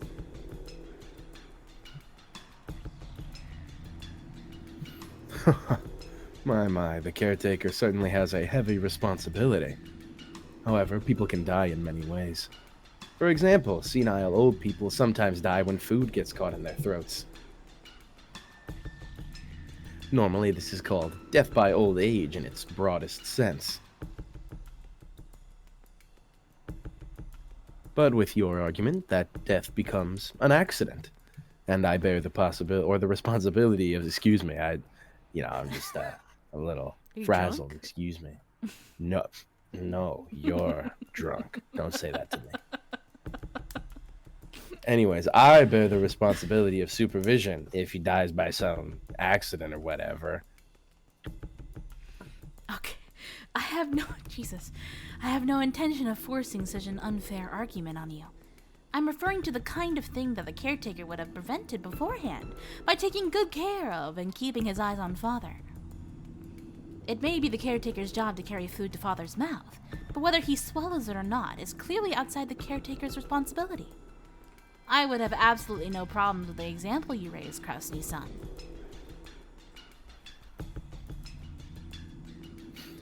Huh, so, what kind of case are you referring to me that might cause the caretaker to be blamed for making a blunder?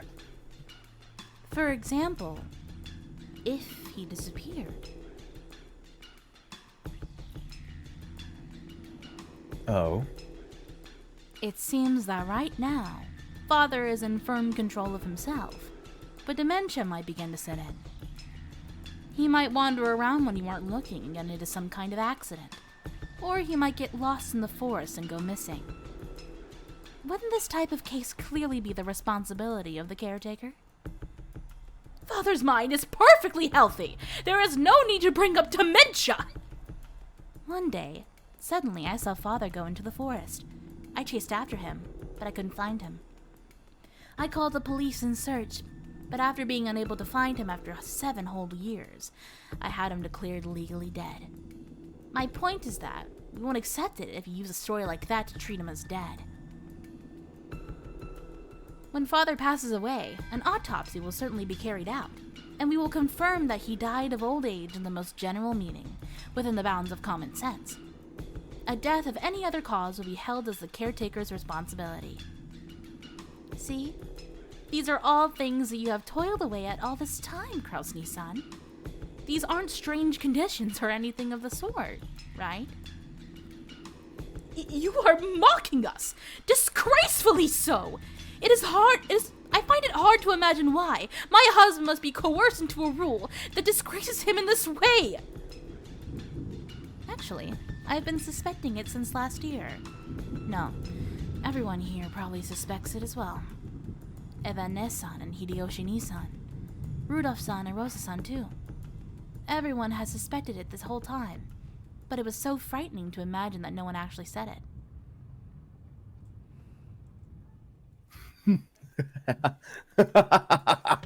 I see. So this is what you're trying to say. That Father is already dead and that I have been hiding it. We're back! Guess who's back? Back again! Boy. Oh. He just coughs all over Beatrice. Ah. Oh my god, dude. Look at his face. A little sipping too. You hear that? You hear that, chat? Yeah, it's hot. That's right. That's one of the theories I thought of as a key to solve the last mystery in the previous game. You mean the very last bit? The mystery of who killed Dr. Nanjo? That's right. The witch definitely said a lot in red. She mentioned the names of all 18 people and announced whether they were alive or dead. And then she claimed that there were no humans beside them. But with this theory, I can weave my way right through that gap. I see. So, this is one of the answers that doesn't cause those two to contradict. Makes sense. See what I'm saying? You catch on pretty quick. It's nice that I don't have to explain. No 19th person exists on this island. And yet this trick lets us mix in an unknown new character. In other words, why'd the music stop? The names of all 18 people don't necessarily correspond to the 18 people on the island. It's because it's like a mic drop moment, dude. Oh. That's it! The witch mentioned the names of 18 people one after another and announced whether they were alive or dead. And on top of that, she announced that there were no humans other than the 18. There was a single illusion in there. Oh my god, excuse me. That's all he said! His bird! It smells, dude. Also, wait, I can thinking smell my about lunch. that, Ew! thinking about that now, doesn't Beatrice consider Maria a fellow witch? Yeah. I'm pretty sure. And guys, maybe Maria was actually in on it the whole time. Oh, sharp. Like I talked about, like all the way If she back. in was, I episode one. quit. Dude, you're sharding me. You're sharding If me she right now. was, if it's like haha magical toddler, I quit. I'm just saying, if she's actually evil and killing people, then I'm gonna be really sad that she took her away Maria's from me. never gonna be evil. She's my little girl forever. She's my little girl forever. Alright. You get it. Dude, what? Read the text. It wasn't. I am. You're fucking interrupting me when I'm trying to read. So maybe I'll just. I did this bit like 3 times. Yeah, so you it's did. actually not funny the third time. Beating the dead horse, my bad. It wasn't guaranteed that the 18 names of people equals the 18 people on the island. Boom. Bind boom. When she named off all 18 people and announced who was alive and who was dead, she hid the name of culprit X and instead mixed in someone who wasn't on the island. By doing that, even though the culprit was on the island, she was able to leave him out of the list of living or dead people. The person who was mixed in wasn't actually on the island, so he didn't count towards the total number of people on the island. By this, even though the culprit counted towards the total of 18 people on the island, it was possible for his name not to be listed. The 2 statements in red are completely independent, so this theory creates no contradictions. If someone's name was used to hide the existence of the culprit, that name must satisfy several conditions. First of all, even though this person isn't on the island, they've got to be someone we think is on the island. Otherwise, she wouldn't have been able to trick us. And it's best if this person happens to be dead. No alibi is more perfect than death. After all, at that point, the mystery was based on the fact that the crime was impossible for all 18 people. So I just hope it's not something dumb like no, someone jumped at some point and therefore they were technically not on the island. No, I think that they're talking about Kinzo. If this is my game theory because I don't really remember their like super well. But I think they're talking about Kinzo here. Like their game theory is that someone disguised himself as Kinzo and Kinzo's the mastermind. Well, my game theory is we're not getting any answers because there's Alright. 4 more fucking parts. This game likes to lie, dude. After all, at that point, the mystery was based on the fact that the crime is impossible for all 18 people. Is it something like that? Yeah, that's it! And that person was Oh, there you go. grandfather. Right now, there's only one thing Kirie-san can be about to say. He thought grandfather was locked up in his study, saying that he didn't want to meet anyone. But there's a possibility that he's actually dead already. And that Uncle Kraus is lying when he claims that grandfather's alive. That's right, grandfather was closed up in his room the whole time, and no one saw his face. Maybe he was already dead, and Uncle Kraus and the others were conspiring together, trying to trick everyone.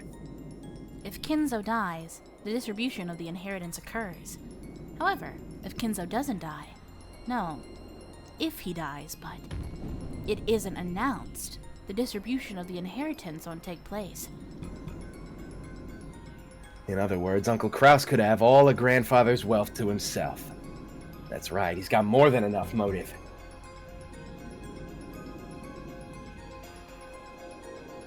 Maybe a 19th person X really doesn't exist on the island. But a person X existed. And that person was the 18th person. Well, that's true, Jamie. I have a game theory on what the truth might be. I don't know if it's correct, though, but they do hint. At the end of episode 4, it's technically possible to Yeah. solve the mystery. Oh, Yeah. I'm gonna have to cook. Yeah. Oh, I have a few yeah. game theories about what it might be, but I will be don't know if it's I will be looking everything over again now that you said that. Honestly, I cannot wait until I get fucking new content from UMINEKO. I can't wait. Well, I mean, yeah, I'm sure you, when you were like, oh, let me pick up this 200-hour visual novel, I didn't think you were expecting to read it twice. So No, but that's just how much I love you guys it's how much you love this Aw. game. Don't lie. and you guys. UMINEKO fans must shill at all cost. I know this. I'll take the compliment. I love you guys. Just kidding, I take it back. What if I say I'm Thursday? taking the Take it compliment back. and then keeping it for myself, and nobody else can have compliments now. That's what it means when it says take the compliment, right? Like take it for yourself and don't let anyone else for have it. yourself. Take it for yourself. Jamie, I will prepare a thesis and I will present my thesis to you. And if I get it right, you actually unironically have to tell me. Is that a Alright. deal? All right. Is that a deal, Jamie? You're gonna have a PowerPoint presentation on it? Smiley face. That means they will not be telling me. Yeah. Yeah, that's indication of no fuck you, is what that is. Yeah. No fuck you, smiley face. The no fuck you is implied. Is it okay, babe? Do you drop something? Is everything? Do you break everything I was forever? playing with the Vicks Vapor Rub when I threw it in my hot water by accident. Oh, babe, why are you playing with the Vaporub? Why would you Because do I was that? smelling it. It's for your supposed to be- fucking sickness. You're It- supposed to use but it when it's you're a sick. it's a Vapor Rub. It's the aroma. Yeah, rub, helps. as in rub it on yourself. The rub bro. doesn't help. The aroma does. Yes, but you're supposed to rub it on yourself. Anyway, Battler. You realize that? Also, that is not what it stands for, by the way. Vapor, rub. Yeah, vapor is smell. I know, but you really do. You know that I'm gonna keep going on this if you keep. You know. Okay, like, you're just- right. I'm sorry. I threw it okay? in the hot water on purpose. My bad. Just, okay. Dude, I never said that. I'm fucking done. End stream. No. I'm sorry. I actually could. I'm sorry. You're fucking rage baiting me in front of the chat. For what? Your sick fucking kicks? Your sick kicks? I'm sorry. You're I'm fucking sorry, disgusting. I'm You're sorry, sick. I'm sorry. Valentine's Day is 2 days away. Please don't hate me. I'm just gonna open my Dojin reading app on my phone and just just gonna do Starts that. beating What's me on going stream. Happy Valentine's Day. Start slurking it, you know. Oh my Start God. straight jerking my shit. Jerking my shit live on Twitch. Twitch.tv/jerking Save me, battler. Save us, battler. Save us, who should be a battler. Save us. In other words, there were originally 17 people on this island, not 18. Then an unknown person X snuck in and committed the crime. How's that, Beato? Come out, I've just solved the final, biggest mystery from last time! Okay, we gotta get groceries, so I would like to petition that we do this scene and then we end. Bug. It is about to be 2 hours, so we would be over the mark for good stream. Yeah, because I'm down to finish this scene because I want to see what happens. Okay. As Battler claimed that forcefully, the crisp sound of clapping came out of nowhere, and the surroundings turned bright, becoming the usual witch's tea room.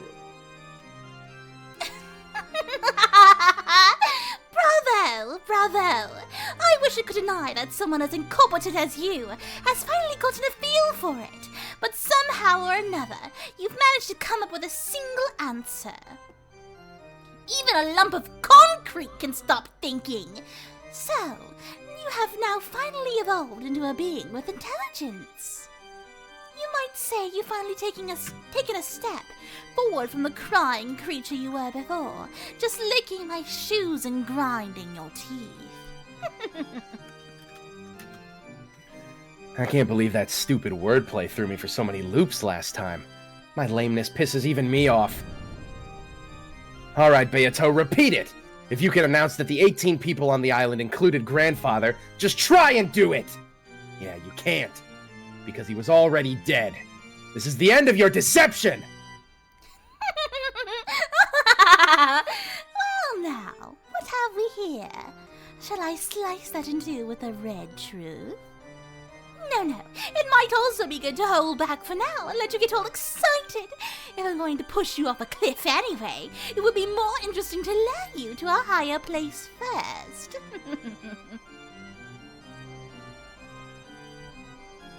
As Beato sneered obnoxiously. No, it's him. What? The narrator will call her Beatrice. Yeah.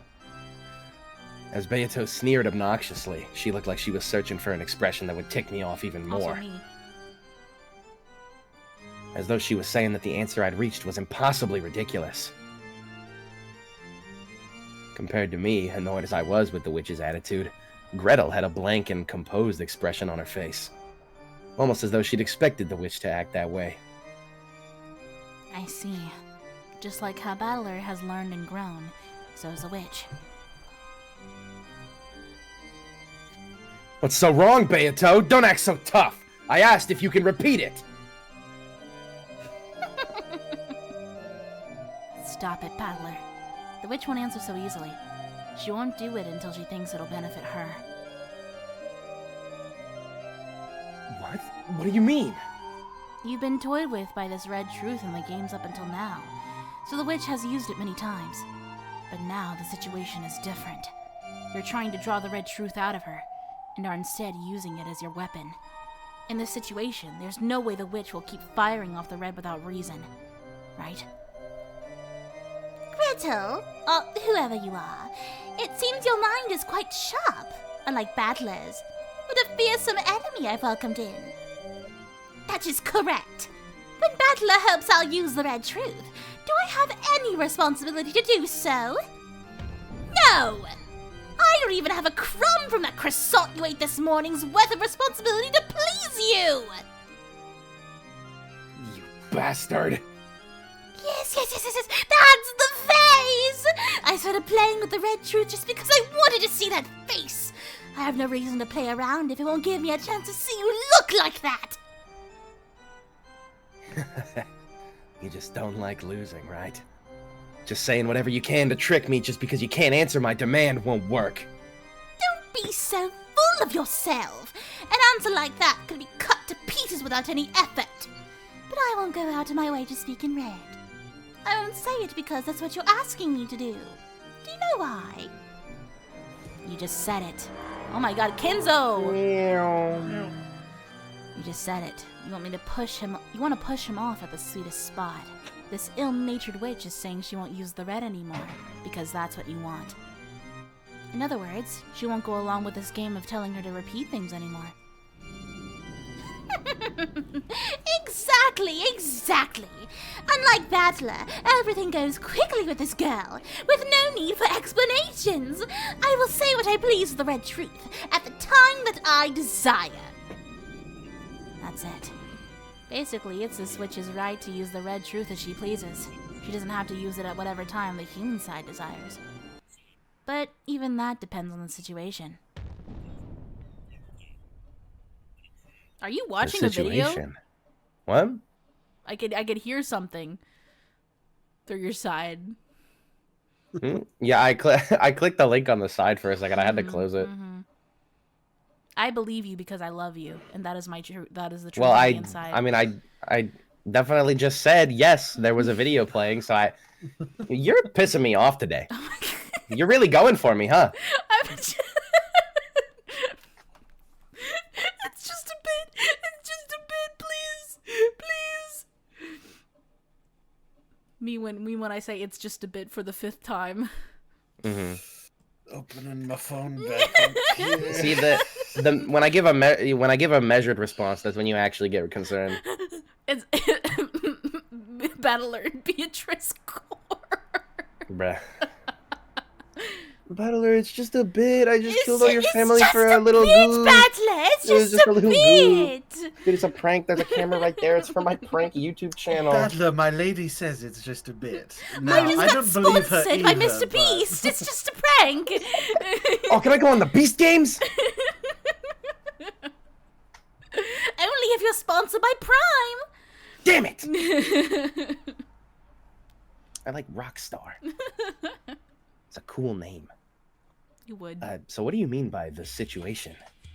The witch has no responsibility to respond when you tell her to repeat something, but it does become her responsibility if, and only if, your claim can destroy the witch theory.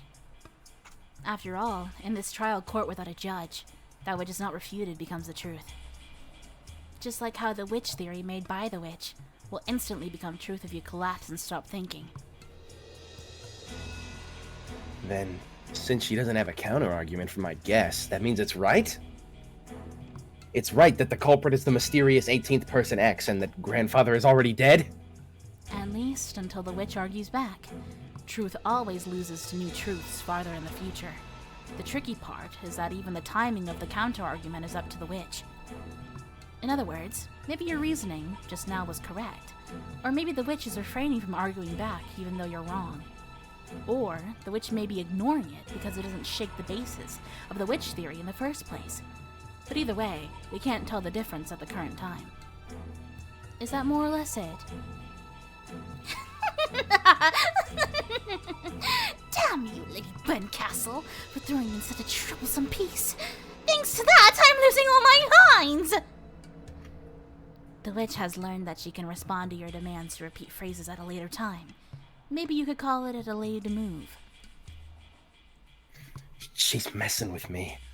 So even if I announce some mistaken reasoning, there's a possibility that Beato will intentionally let me flounder about without denying the guess. And then at the very end, when I propose an even more massive line of reasoning, she can cut it off at the base and spin everything around. A single piece of reasoning becomes a bridge to the next piece. By demanding that she repeat lines, I've been able to strengthen my position and advance bit by bit. But since that bastard Beato learned this strange delay tactic, I can no longer confirm or deny my reasoning. This is like finally finding a staff that'll let me search around in the darkness, only to lose it right away. I'm just stuck now, right? Hey, Battler, if you make a despairing face like that, I won't be able to stop drooling, you see. From the beginning, that staff was nothing more than something I gave you because you were so worthless. All this means is that you can finally challenge me without a handicap, right? But that alone doesn't change the fact that demanding that you repeat things is one of Battler's ways to fight back. As I already said, as long as it's something fatal that'll destroy the witch theory, the witch is obligated to argue back, and therefore to speak with the red truth. While the timing of the counter-argument is up to the witch, it must be performed eventually. Isn't that right? That may be so. If I cannot deny the tricks done by humans theory Battler lays out by the time the game ends, Battler will use that as a reason to deny me, and it will be possible for him to proclaim his victory. So, should we view this as a restriction on the witch's side? That the trick theory laid out by the human side? In other words, what he tells you to repeat must be countered during the game? During the episode? That is so. Battler's goal is to show that he can explain the entire pleasant game I have laid out on this island with humans and deny me. If Battler succeeds in that, at that time, he will become the victor of this game. Let me confirm the rules. Should we view the time the game ends as referring to 2400 on October 5th, 1986, going by the time of the Rokenjima in the game? I have no problems with that. At the time the game ends, the human side must state a theory using tricks for all of the mysteries, and if the witch side cannot argue back, the human side can proclaim its victory. Does that work? Let us be more specific. When the game ends, the witch side will be given a chance to argue back. Let's decide on an amount of time. 1 minute. If you cannot carry out your counter-argument within 1 minute, victory will be proclaimed. Then allow me to impose the same rule on you. At the time the game ends, the human side will be granted 1 minute to counter the mysteries it has been given. If even a single mystery has not been countered within that time, it becomes the witch's victory, and that game is over. It would be such a killjoy to have the game stopped for lengthy consideration, right? You asshole, moving things along without me. But I more or less get what's going on. Even if the lines... What? Oh, even if the lines I demand that you repeat aren't countered instantly, they've got to be countered eventually. Yes, that's right. And that must happen before... 1. I don't know how to say that. It would be 001. Is how you would verbally say it. 001? 001. Yeah, because it's military time, which would be midnight, like 1 minute past midnight. For 001 on October 6th. But be careful. Guys, my computer is set to Japanese locale for visual Wow. novels, so I use I use what is it called, military time. Ah, nice. She only has to cut up one of the things you tell her to repeat. You can't proclaim your victory unless you solve all the puzzles. Just as I can use the red, from now on, I will allow you to use the blue, Battler. You're now Sans Undertale. When explaining my magical murders with human tricks, you may state your claims. Oh, in finally! blue. Finally! Yes, it's blue. Ah. I've been waiting for this, the blue Dude, truth. I've been waiting for this. F you! I knew about this from the fighting game. I am responsible for countering your blue with a red by the end of the game. So if the red truth is Beatrice's strap-on, what is the blue? The blue magic wand. The blue magic wand. I'm just gonna Blue. keep making sans noises. So I'll talk in blue when I tell you to repeat things. Not quite. When you told me to repeat lines, you were able to do it for any trivial thing. But the blue is a little more restrictive. Unless it by itself denies witches, it will not be valid.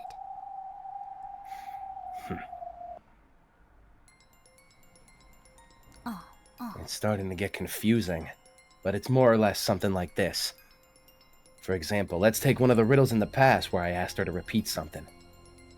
The actual number of master keys is 5. That had been to confirm that there were really no more than 5 master keys, when she had claimed that there were. But since that by itself wouldn't deny witches, I can't say it in blue. So in order to speak in blue, I'd need to say something like this. The actual number of master keys was greater than 5. The culprit entered or exited the room with that extra key.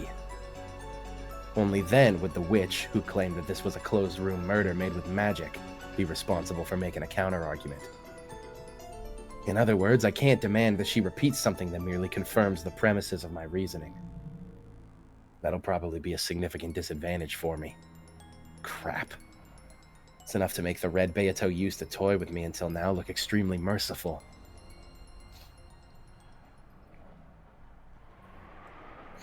Damn it. So even if I create a theory for a particular closed room and speak it in blue, if Beato denies it at the very, very end, I won't even have time to create my next theory. This rule's awful, horribly bad for me. Are you gonna surrender before the fight begins again? Calm down. No one said you could only use a blue once for each mystery. Do you know what that means? No, what does it mean? In the pitiful way you've been fighting up until now, you've made a single theory, glanced at the witch's complexion, and if that one didn't work, you then start making another theory. You won't corner a witch like that. Then how should I fight? You don't mean... Yeah, that's right. You don't attack her riddles with a point. You assault them with a wall. You said so yourself in an earlier game, that the force of your reasoning should be like that. Assault with a wall. That's right, I said so myself earlier. Guessing and trying to expose the mystery is like trying to shoot a distant target with an arrow. Until now, I've just been shooting off arrow after arrow, asking the witch if I scored a hit, and then preparing my bow again once I'm told that I've missed. There's no way I'll hit at that rate. Bullets might be a better example than arrows. If you take one shot after another at a distant target with a handgun, you probably won't hit it easily. So how can you hit it? If a handgun doesn't work, use a shotgun. Instead of a single bullet, beat her down with shot comprised of countless projectiles at once. Shot scatters so it impacts a wide area. That makes it optimal for shooting small, fast targets like birds. That's right, there's no rule that says I have to guess like a pistol, shooting off one shot at a time. Making a single theory and just hoping that it hits is no better than stopping your own thinking. Blast away with a massive number of bullets, guesses, and make them impact like a wall, so that only one of them hitting the target is enough. Blue, huh? I get it. If your red truth is a razor-sharp katana, then it looks like my blue is a shotgun. No. A machine gun whose firepower will turn the witch into honeycomb. I see. So it's an awkward gun that fires many shots. That sort of crude analogy is just like you. Penis joke. Yeah. The climax of a detective novel is always the same. The famous detective gathers all the suspects at once and displays a single trail of logic that works out splendidly. Almost like William Tell spectacularly shooting through an apple with a single arrow. That's why I mistakenly took that to be a virtue. It probably would be splendid if I could shoot through the truth with a single guess. But that isn't realistic. Look at real wars. Do they really have everyone pull long guns out of the trench, aim really well, and take shots at each other one at a time? They don't, right? They fire rapidly, they fire all over the place. They pin down the enemy with a barrage. Reasoning is the same way. Because of that weird virtue, I've been stuck thinking it's better to take one line of reasoning at a time. We humans can fire off countless guesses and possibilities. The bullet is the power of imagination. Suspension of thought is a clogged barrel. The pathetic way I've been reasoning up until now is like a pea shooter. I've been so lame, weakly firing off shots, getting them denied in red, and then taking the next bullet and reloading. My blue truth, which claims the humans and tricks are what's real, will overpower its target, the illusion told by the witch, with its firepower and the force of what I can imagine. This is my Ushinomiya battler's fighting style. Oh, Oh my god. Thanks to you, I figured out my true fighting style. Thanks, Gretel. you're welcome. Makes me think of how pathetic I was before. Yeah, it's like Beato said. I've had a handicap up until now. I'll acknowledge that. New rule understood. I have my own way of fighting. I'll show you it. That willpower is good. I like it. Then try using it right away, this blue truth of yours. Yeah, I'll use it. With this blue truth, I'll break apart your witch theory, which states that only a witch culprit was possible because everyone had alibis. This is my truth. Ushinomiya Kinzo is already dead. Therefore, the true number of people on the island is 17. By adding an unknown person X to that, it becomes 18 people. By supposing that this person X exists, the crimes will be possible even if all 17 people have alibis. Sans, get out of here.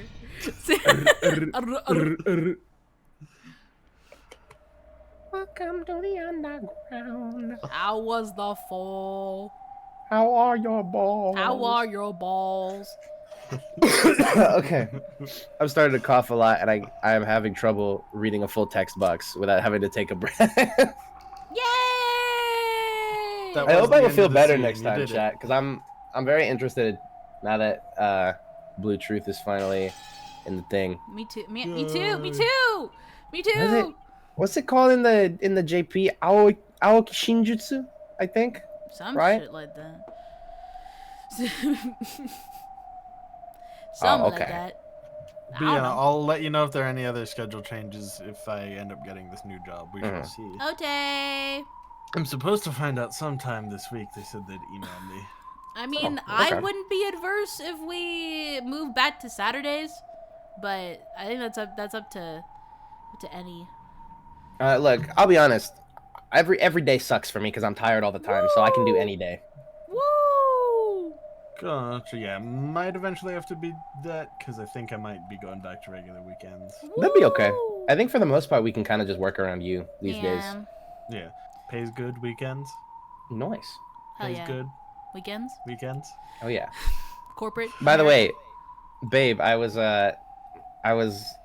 when I pulled up that video, I was looking for something for us. By the way, because I'm trying to find UMINEKO memes for so we can like make a compilation. 'Cause we've talked about that. Yatta! Okay. We've talked about that before. That's cool. I'm excited. Send me anything and I'll record it. Mm, with I'm trying my to find voice funny better. ones. But yeah, thank you everybody for watching today. I hope you have fun. Thank you, chat. Thank you. Happy fun Thank you, UMINEKO Jamie. stream. We'll hopefully Be see you sure guys to like, next week. subscribe, and your Twitch Prime and this Twitch sub. Prime and sub and Prime and I Prime. gotta put and- pants on so we can go get groceries. I gotta pee. Okay. Okay, bye everybody. Bye, guys.